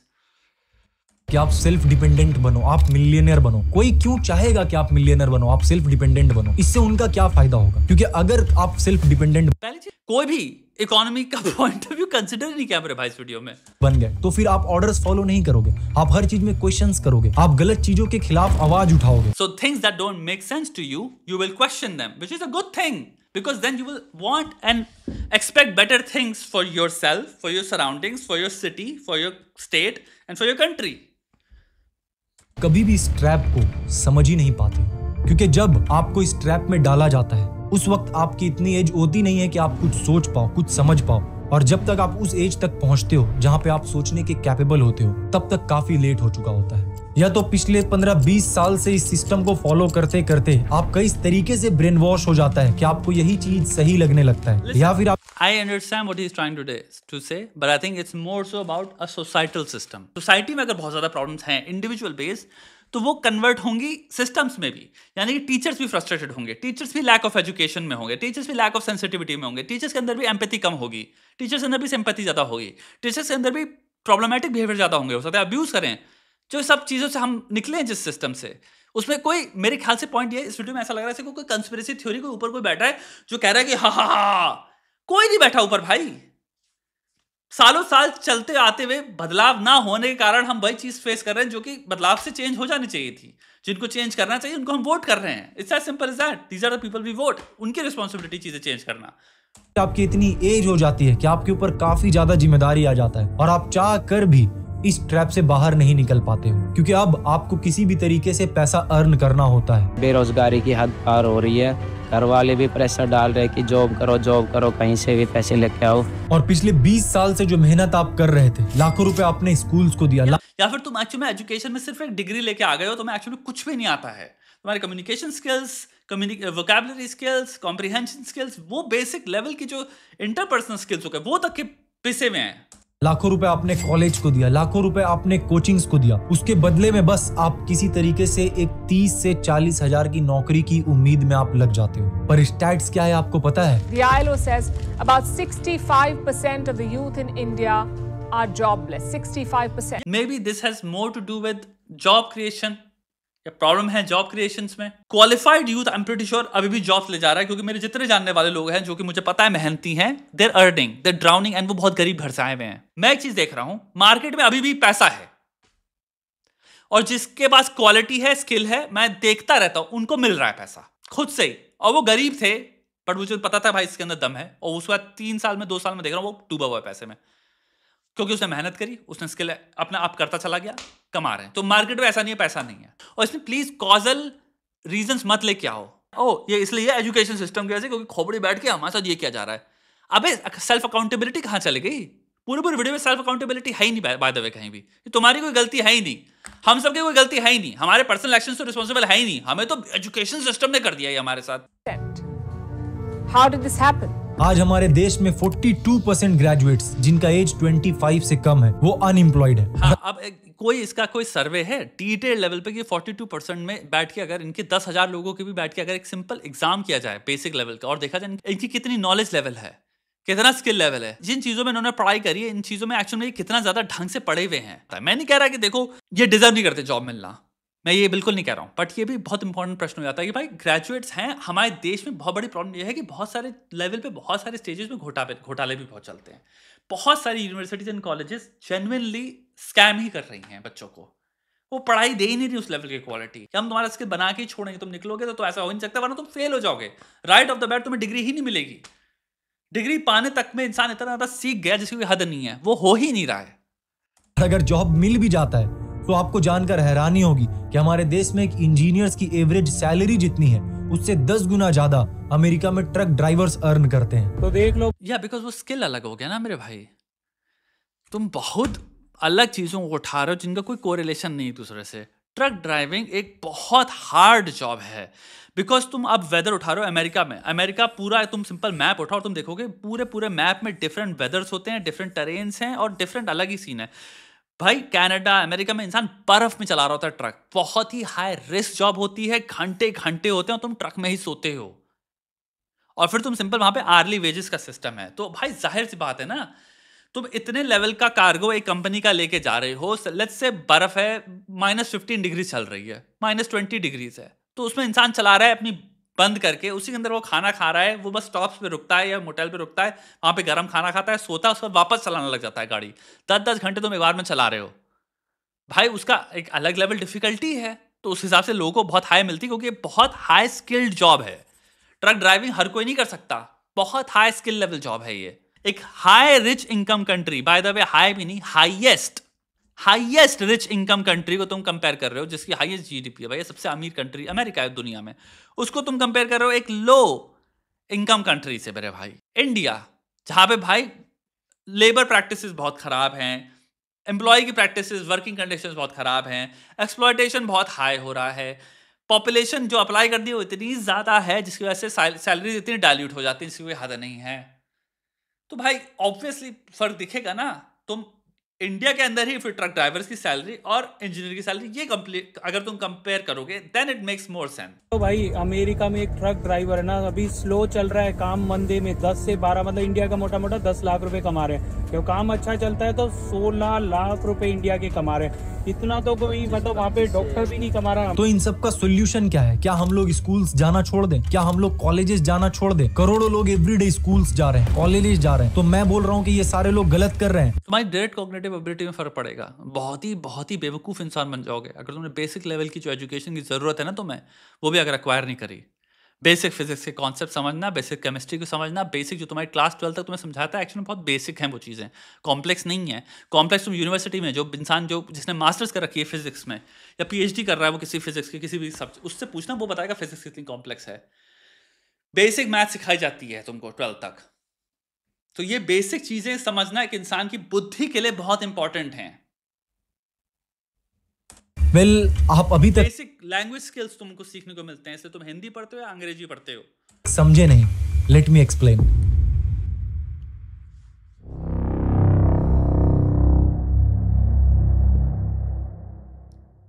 किसी चीज को इतना प्रमोट करो कि वो एक न्यू वे ऑफ लाइफ बन जाए और लोग बिना कोई क्वेश्चन किए उसको चुपचाप फॉलो करते चले जाएं। आज हमें बस सिंपल सा एक क्वेश्चन पूछने का जरूरत है, who created this education system and why, and in दोनों का आंसर्स आपको अब तक मिल चुका होगा। जिस वक्त इस तीसरा क्वेश्चन ऐड करो, is this a mutating thing? And the answer is yes. Is this a changeable thing? Yes. Has it mutated? Yes. तुम्हें पता है कॉन्स्टेंटली रिवाइज होती है सारी text books, do you know that? कितने रिविजन आ चुके होते हैं सारी टेक्स्ट बुक्स में। जो भी यूनिवर्सिटी जा रहा है, मैं एक बात बताता हूँ, तुम मेडिसिन जा रहे हो, तुम एक चीज देखोगे, तुमने जो किताब उठाई होगी तो उस देखोगे उसमें एडिशन नामक चीज लिखी होती है। 7th एडिशन होगा, 14th एडिशन होगा। यू नो व्हाई वो 14th एडिशन है तुम्हें और 7th एडिशन नहीं सिखाई जा रही? वो बिकॉज क्योंकि उसमें 50 रिसर्चेज हैं जिसकी वजह से चीजें अब अपडेट कर दी जा चुकी हैं। तो पॉइंट यह है कि एजुकेशन हर दशक कंप्लीटली चेंज हो जाती है। आपकी सारी टेक्स्ट बुक्स कंप्लीटली रिवाइज होती हैं। एजुकेशन कंप्लीटली चेंज हो रही है। जो कह रहे हो किस लिए बनाई गई थी, किसने बनाई थी, उससे कोई मतलब ही नहीं है। वो जो एजुकेशन है वो तुम्हें नहीं मिल रही है अब। It's as simple as that. मैं ये कहना चाह रहा हूं, तुमको जो 1900-1800 में जो पढ़ाया गया था वो नहीं पढ़ाया जा रहा क्लास में, क्योंकि तुम जब देख रहे हो तो अपनी क्लासरूम में तुम्हें वो 2008, 2014 और 2007 तक में जो तुम्हारी रिसर्चेज हैं वो तक हो सकती है तुम्हारी किताबें में, अगर तुम्हें अच्छी एजुकेशन मिल रही है कि तुम्हें वो सबसे अपडेटेड नॉलेज सिखा रहे हैं। अपडेटेड जो सबसे रिसर्च चल रही है, और रिसर्च का कोई पॉइंट नहीं तुम्हें ओबीडियंस बनाना। रिसर्च का पॉइंट है कि भाई हम एक्यूरेट वे में सच के करीब जा पाए, स्टैटिस्टिकल मेथड्स के द्वारा वेरीफाई करके कि हाँ हम सच्चाई के और करीब हैं। सिस्टम को बिल्ड किया गया था उस वक्त इस वर्ल्ड को बिलियंस के तादाद में वर्कर्स की जरूरत थी, बट आज का सिचुएशन क्या है? ऐसा भी नहीं है दोस्त। जब ये क्रिएट किया गया था वर्कर्स को नौकरियों की जरूरत थी। तुम ये जो कह रहे हो 1800 सदी की, प्लीज इकोनॉमिक पढ़ो पहले थोड़ा सा वर्ल्ड की, प्लीज थोड़ा पहले तो इकोनॉमिक सब्जेक्ट खोलो और हिस्ट्री उठाओ और तो पता चलेगा हर दशक कितनी कॉम्प्लेक्स है जिसकी कोई हद नहीं है। तुम जो बातें कर रहे हो वो भाई लोगों की पीएचडी होती हैं पूरी, और भी सिंपल 5 साल या 10 साल से चीजें बहुत कॉम्प्लेक्स हैं और हर दशक में रियलिटी बदलती चली गई। इकोनॉमिक रियलिटी लोगों की बदलती चली गई। इकोनॉमिक रियलिटी के हिसाब से sociological reality and psychological reality बदली लोगों की। The assumption is you crack the IIT and you're set for life. A big pay package awaits you. Perhaps not anymore. The news coming out of the IITs is worrying. In the Bombay campus, 36% students are yet to be placed. We're talking about the best engineering college in India. Last year was more of the same. We looked at other IITs too. In the Delhi campus, 40% students were not placed in 2023. In Kanpur, 31% are yet to be placed. कल भी इस system को follow करके लोग below average life जी कर मर गए। And अब इसके पीछे क्या रीजन हो सकता है? Now let's, is it education system जिसने हमें फेल किया है? तो तुम कह रहे हो आईआईटी बॉम्बे जो आज तक कंसिस्टेंटली गजब स्केल में रिजल्ट प्रोड्यूस कर रहा था, सडनली आज उसने वो उड़ेल दिया। जो एजुकेशन सिस्टम क्रिएट किया था वो वर्कर पैदा करने गया था, उसके बाद यहाँ पे पहुंच गए वापस आईआईटी बॉम्बे। आईआईटी बॉम्बे के लास्ट 30 ईयर्स के रिजल्ट देख लो, कहाँ बैठे हैं वो लोग। आईआईटी दिल्ली के, आईआईटी कानपुर के लास्ट 30 ईयर्स के देख लो लोग कहाँ बैठे हैं। अगर कह रहे हो एजुकेशन सिस्टम ठप है तो पहला प्रश्न क्या आता है। दूसरा, may be again the factors or the places we have to look at, जो अभी जो चीज हो रही है currently at other places. So अगर unemployment suddenly बढ़ रहा है, उसका रीजन में भी एजुकेशन सिस्टम कुछ नहीं है, वो है ग्लोबल जो इस वक्त रिक्वायरमेंट है जॉब्स की, वो कंप्लीटली चेंज हो रही है एआई की वजह से। हमारे ऑलरेडी सिलिकॉन वैली में मास फायरिंग चल रही है इंजीनियर्स की, वो लास्ट ईयर से चल रहा है, 2 साल से हम सुन रहे हैं, राइट? हो रहा है कि नहीं हो रहा? मास फायरिंग हो रही है। तो मे बी ग्लोबल चेंजेस आ रहे हैं और उसकी वजह से अनएम्प्लॉयमेंट कुछ एरियाज में क्रिएट हो रही है। सिमिलरली तुम नीट का जो भी बेस्ट डॉक्टरों का स्कूल चल रहा है वो भी सेम एजुकेशन सिस्टम से आ रहा है, तुम देखोगे उसमें शायद प्रॉब्लम नहीं हो रही होगी अनएम्प्लॉयमेंट की। क्यों नहीं हो रही? क्योंकि भाई डॉक्टर्स में कोई मास फायरिंग नहीं चल रही। Supply demand I don't think has anything to do with education system की आईआईटी बॉम्बे की इस साल की एजुकेशन इतनी घटिया थी जिसकी वजह से बच्चों की नौकरी नहीं लगी। आई डोंट थिंक सो। ना खुद के शौक पूरे कर पाए, ना ही अपने बच्चों के लिए कुछ बड़ा विरासत छोड़ पाए, और ना ही आज इस सिस्टम को फॉलो करके कोई करोड़पति बन रहा है। बस एक पे चेक टू पे चेक लाइफ में अटक कर रह जा रहा है। और अगेन तुम इस एजुकेशन सिस्टम अगेन उठाओ, आईएम उठाओ, आईआईटी उठाओ, जो भी टॉप यूनिवर्सिटीज हैं, टॉप 100 अमेरिकन कोई भी यूनिवर्सिटी उठा लो, पिछले 30 साल के सारे जितने भी तुम्हारे लोग ने वहाँ पे पोस्ट ग्रेजुएट करिए उनकी देख लो। वर्ल्ड की टॉप इंडस्ट्रीज होंगी, वहाँ के सीईओ में तुम्हें मिलेंगे। एक सिंपल सा काम करो, दुनिया के तुम जितनी भी बेस्ट कंपनीज हैं उनके सीईओज उठाओ, उनके सीएफओज उठाओ, उनके टॉप जो भी लॉयर फर्म्स चल रही हैं, टॉप लॉ फर्म्स अमेरिका में डालो, कौन सी हैं 20, उनकी सिंपल लॉयरों की डिग्रियां देख लो और कौन सी यूनिवर्सिटीज हैं वो देख लो। इंडिया के टॉप जो भी चल रहा है, कोई भी चीज़ के टॉप का तुम टाइप कर लो कंपनीज, और वहाँ के जितने भी तुम्हारे सीईओ, जो भी तुम्हारे टॉप 10 जो एम्प्लॉयज हैं उनकी डिग्रीज देख लो, और वो सब मिलियंस में कमा रहे हैं। खुद के शौक पूरे कर पाए, ना ही अपने बच्चों के लिए कुछ बड़ा विरासत छोड़ पाए, और ना ही आज इस सिस्टम को फॉलो करके कोई करोड़पति बन रहा है। बस एक पे चेक टू पे चेक लाइफ में अटक कर रह जा रहा है और हर वक्त बस इसी डर में जी रहा है कि इतने सारे ले ऑफ्स हो रहे हैं, कहीं अगली बारी मेरी तो नहीं। और इसी डर के कारण अपने सेल्फ रिस्पेक्ट तक को दांव पर लगाकर अपने सुपीरियर्स के सारे ऑर्डर्स को फॉलो कर रहा है और चुपचाप काम किए जा रहा है, फिर चाहे वो काम पसंद हो या ना हो। हमारे सामने दो ऑप्शंस हैं, हम रियलिटी को एक्सेप्ट ना करें और इसी ट्रैप में फंसे रहें और अपने बच्चों को भी इसी ट्रैप में डाल दें, और दूसरा हम अपना रास्ता खुद बनाएं, हम खुद एक्सप्लोर करें कि हमें क्या क्या करना चाहिए, क्या क्या पॉसिबल एथिकल तरीका है जिससे कि हम अपने मन चाहे अमाउंट्स को अर्न कर सकते हैं। अब हमें ऐसे और कॉलेज ग्रेजुएट्स की जरूरत नहीं है जिनका एंड गोल सिर्फ एक जॉब हो and they don't have any skill, all they have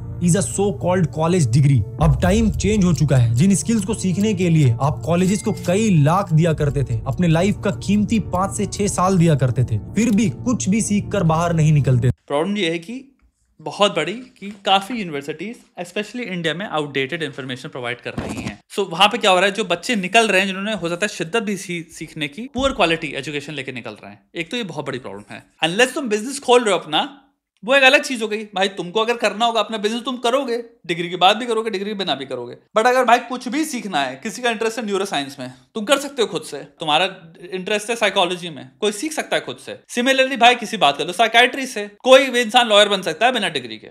तो यहाँ पे बात ये आ रही है कि भाई इंसान को पता होना चाहिए मुझे करना क्या है। जहां तक तुम्हें पता है तुम्हें क्या करना है भाई, मोस्ट चीजों में तुम्हें भाई डिग्री चाहिए। That's how the world operates, it's as simple as that. ये तो हवाबाजी की बात हो गई। और अगर तुम्हें यह है कि मुझे पैसा कमाना है, तो कोई शॉर्टकट एग्जिस्ट नहीं करता। हर चीज के लिए 10 साल तो ऑलमोस्ट देने पड़ेंगे। Even with businesses you will have to give a long long time. तुम्हारे जितने लोग जो बिलियनर और मिलियनर है भी, तुम एक चीज देखना, उनकी थोड़ा स्टडी करो, तुम देखोगे यार अच्छी खासी डिग्रियां हैं उनके पास भी, बड़ी बड़ी कंपनियों में काम किया उन्होंने भी। और जिसको बाद में बिजनेस स्टार्ट करना है, मैं तो कहूँगा प्लीज करो, 100% करो, उसमें कोई डाउट ही नहीं है। अगर तुम्हें करना है, तुम्हें लगता है मुझे बिजनेस स्टार्ट करना चाहिए, विदाउट अ डाउट। ऐसा कोई गारंटी थोड़ी है, कोई वो थोड़ी कि तुम्हें नौकरी ही करनी है जिंदगी में। अब बड़े से बड़े स्किल्स को आप कहीं कम फी में ऑनलाइन कोर्सेज।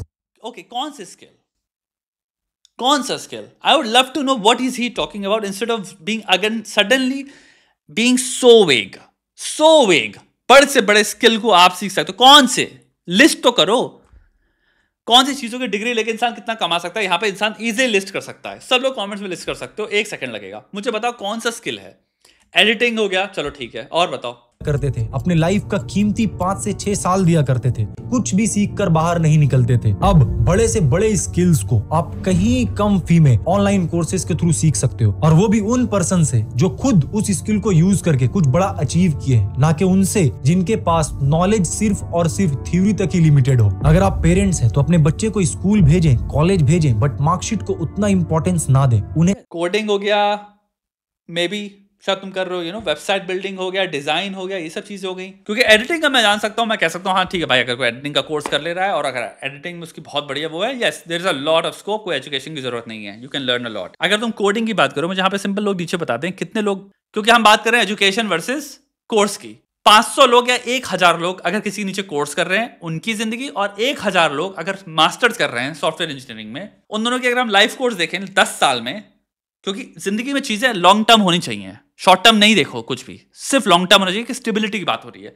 तो लॉन्ग टर्म किसकी बेटर जिंदगी होगी फाइनेंस के पॉइंट से? ये जितने लोग भी फील्ड में, प्लीज मुझे बताएं। उन्हें एक्सपोजर दें, उन्हें बताएं कि इस दुनिया में करने के लिए बहुत कुछ है, सिर्फ मैथ्स, केमिस्ट्री, फिजिक्स, सिर्फ यही दुनिया नहीं है। इसके यार दुनिया तो एक्चुअली मैथ्स फिजिक्स कुल मिला के दुनिया यही है। Maths physics I don't think तुम्हें पता है उसकी एप्लीकेशंस किस किस चीज़ में नहीं है। अगर तुम पढ़े होते थोड़ा सा भी, तो मैं चीज़ समझो, तुम्हारे सामने जो भी चीज़ है ना भाई, जो भी चीज़ को तुम इन्वेंशन कर रहे हो, ये माइक से लेके ये कैमरा तुम जो यूज़ कर रहे हो, ये एडिटिंग सॉफ्टवेयर तुम जो यूज़ कर रहे हो, उन सबके पीछे मैथ्स है। इसके पीछे प्रॉपर फिजिक्स है, साउंड, जो रिकॉर्डिंग, सब कुछ जो भी चल रहा है। तुम्हें आइडिया नहीं है मैथ्स और फिजिक्स। तुम्हारे घर में जो चूल्हा जल रहा है, जो चाय बन रही है, जो भी चीज ह्यूमंस ने फिगर आउट करके शायद तुम्हारे घर में प्रोवाइड करी है, क्योंकि कुछ लोगों ने पढ़ाई करी थी मैथ्स और फिजिक्स में बहुत भयंकर लेवल पे, और फिर वो उन्होंने जाके कॉर्पोरेशंस में, रिसर्च जगहों पे काम किया और इन्वेंशंस करी, जिसकी वजह से आज हमारे हाथ में जो फोन आ रहा है, ये भी मैथ और फिजिक्स ही है मेरे भाई। और हो सकता है केमिस्ट्री भी हो, क्योंकि इसमें जो बैटरीज होती हैं वो आई थिंक लिथियम और इन सब की होती हैं, तो केमिस्ट्री भी है जो तुम रियलाइज नहीं कर रहे हो, और उसके लिए पढ़ना बहुत जरूरी है मेरे भाई। बहुत ज्यादा लोग जो इस सारे तुम्हारे एप्पल में काम कर रहे हैं, जो फोन्स में गजब से गजब बैटरी बना रहे हैं, या सैमसंग में काम कर रहे हैं जो गजब से गजब बैटरी बना रहे हैं, वो इंजीनियर्स हैं, रिसर्चर्स हैं, साइंटिस्ट हैं, right? I am pretty sure उनकी सैलरी बहुत भयंकर है। तो chemistry, physics, maths, I don't think तुम पढ़ रहे हो और तुम देख रहे हो कि एक्चुअल में इनकी एप्लीकेशंस कितनी वाइड हैं, कितने सारी फील्ड्स में, कितने ज्यादा फिनोमिनाज में। इसरो में भी जो काम कर रहे हैं मेरे भाई, जो तुम्हारे रॉकेट कहां से कहां पहुंचा दे रहे हैं, वो मैथ्स और फिजिक्स है मेरे भाई। लाइक आई अंडरस्टैंड, मैं भी कोई मैथ्स और फिजिक्स पढ़ा नहीं हूं, बट मैं रिस्पेक्ट करता हूं। हम ऐसे बोल देते हैं कि मैथ्स और फिजिक्स सिर्फ सब कुछ नहीं होता, सब कुछ है, बहुत इंपॉर्टेंट है बच्चे को पढ़ना मैथ्स और फिजिक्स। यार तुम क्या मूर्ख पता कर रहे हो? तुमने एक भी रिसर्च पढ़ी है जिसमें तुम अगर किसी बच्चे को जो बेसिक एजुकेशन है ना दो, उसकी कॉग्निटिव एबिलिटीज में क्या फर्क पड़ेगा? पढ़ाई से कितना ज्यादा फर्क पड़ता है कॉग्निटिव एबिलिटीज में, तुम्हें पता है मेरे भाई? ऐसे डिस्करेज कर रहे हो तुम एजुकेशन को इतना इजीली। अलावा भी बहुत कुछ है। अपने बच्चे को अलग अलग चीजों को एक्सप्लोर करने के लिए मोटिवेट करें। अगर मार्क्स कम आते हैं कोई बात नहीं, हो सकता है वो कोई skills 100% agree, without a doubt. ये बहुत सही बात करी तुमने। सीख रहा हो जहाँ पे वो इससे कहीं ज्यादा अच्छा परफॉर्म कर रहा हो। आज हम जेई के लिए, नीट के लिए, गेट के लिए 1 ईयर ड्रॉप, 2 ईयर ड्रॉप लेते हैं, बट क्या कभी खुद के पैशन को समझने के लिए, खुद के इंटरेस्ट को जानने के लिए, अलग अलग अपॉर्चुनिटीज को एक्सप्लोर करने के लिए ड्रॉप ईयर लिया है? क्योंकि may be drop year economic affordability के लिए इंसान ले रहा है, यानी कि उसको पता है मेरी जिंदगी में अपॉर्चुनिटी ही नहीं है 1 साल सोचने की मेरी जिंदगी में कि मैं क्या करना चाहूंगा। अगर फ्रीडम होता कुछ भी करने का, that's the state of economic poverty in our country मेरे भाई। तो वो जो ड्रॉप ईयर ले रहे हैं वो है और प्रिपेयर करने के लिए, ताकि लाइफ में आज का ये साल जो है इसमें हम प्रिपेयर कर ले रहे हैं, लेकिन फ्यूचर की जो हमने स्टेबिलिटी, फाइनेंशियल गेन जो है वो हम सिक्योर कर पाए। इसलिए कॉन्टेक्स्ट इंपॉर्टेंट होता है चीजों का। हम ड्रॉप ईयर को यूज नहीं कर सकते 2 अलग कॉन्टेक्स्ट में, जहां पे इंसान 1 करोड़पति, ब्रिटिश और 4-4 साल का, मैं जानता हूं कितने लोगों को यार अंग्रेज लेते हैं। तुम किसी भी बाहर कंट्री में चले जाओ, स्वीडन हो, जर्मनी हो, वो लोग 2-2 साल के ड्रॉप ईयर लेते हैं। वो अपनी 22 साल में एजुकेशन करते छोड़ दी, 4 साल चलेगा हम दुनिया घूमेंगे, 26 में रिन्यू कर ली, वापस रिन्यू कह रहा हूं, रिज्यूम कर ली। भाई वो कर सकते हैं, उनकी जिंदगी में उनके पास इतना अफोर्डेबिलिटी है इकोनॉमिक, हमारे देश में नहीं है, हम गरीब हैं मेरे भाई मोस्ट लोग। तो ये बातें सोच के तो बोलो, क्या बोल रहे हो? तुम ले सकते हो, अपनी बात बताओ। तुम्हारे कजन, तुम्हारे घर में बहुत सारे लोग हैं, उनको कहते हो 1 साल ऐसे करो, उसको कुछ मत करने दो। अरे तू घूम बाहर आराम से बेटा, उसका घर जैसे चल रहा है, तुम क्या लगता है उसको हिसाब से उसकी लाइफ में अफोर्ड कर पाएगा वो 1 साल सेल्फ एक्सप्लोरेशन में? नहीं कर सकते ना मेरे दोस्त। तो ये सब चीजें साइमल्टेनियसली करनी पड़ती हैं। मैं नहीं कह रहा ये चीजें करो मत, बट प्रैक्टिकल एडवाइस ये होती है कि हवाबाजी की बुनियाई एक दिमाग में हलवा पूड़ी की दुनिया नहीं बनानी हमें। हेलीकॉप्टर बना के उड़ा दिया अपने दिमाग में तो भाई हमारा हेलीकॉप्टर परफेक्ट है। असली में हेलीकॉप्टर उड़ाने में जमीन आसमान का डिफरेंस है ना मेरे भाई। क्या आपको स्टेबल एंड एवरेज लाइफ चाहिए, या आपको लाइफ में कुछ बड़ा करना है, खूब पैसे कमाना है, अपने ड्रीम्स को पूरा करने के लिए? तभी तो वो गैप ईयर ले रहे हैं ना मेरे भाई, ताकि तूने जो बात बोली जेई, नीट और गेट, तू लिटरली आंसर वही कर दे तूने जो तू अभी पूछ रहा था कि वो उनसे नहीं होगा। उनसे जिसका जेई निकल जाता है, अगेन लास्ट के 20 साल में जिनका भी जेई निकला है, तुम्हारे रिश्तेदारी में जो भी इंसान ने आईआईटी निकाला है, एक बार बता देना अपनी जिंदगी में कितने भुखमरी से जी रहे हैं और कितने लोग हैं। तुम सब नीचे कमेंट से लिखो जितने उन्होंने आईआईटी निकाल रखा है वो कितने ज्यादा उनकी जिंदगी on average compare to other people कितनी बेहतर चल रही है। तुम्हारे रिश्तेदारी में जिसने भी आईआईटी निकाला हुआ है, जिसने 5 साल कम से कम काम कर रहा है, उसकी सैलरी कितनी है और एवरेज लोगों की सैलरी से कितना हाई है, वो कर रहे हैं बहुत बेहतर भाई। सिमिलरली वो तो नीट जिसने भी डॉक्टरी का निकाल लिया, जो डॉक्टर बन गया, मुझे बताओ कितने डॉक्टरों को तुम जानते हो जो ऑन एवरेज जो तुम्हारे अराउंड लोग हैं उनसे वो कितना ऊपर बैठे हुए हैं इनकम में। और गेट सेम चीज। ये जी जान लगाना है, डिसीजन आपको लेना है। Thank you so much. आप ओके भाई, गला दर्द हो गया मेरा इस वीडियो में।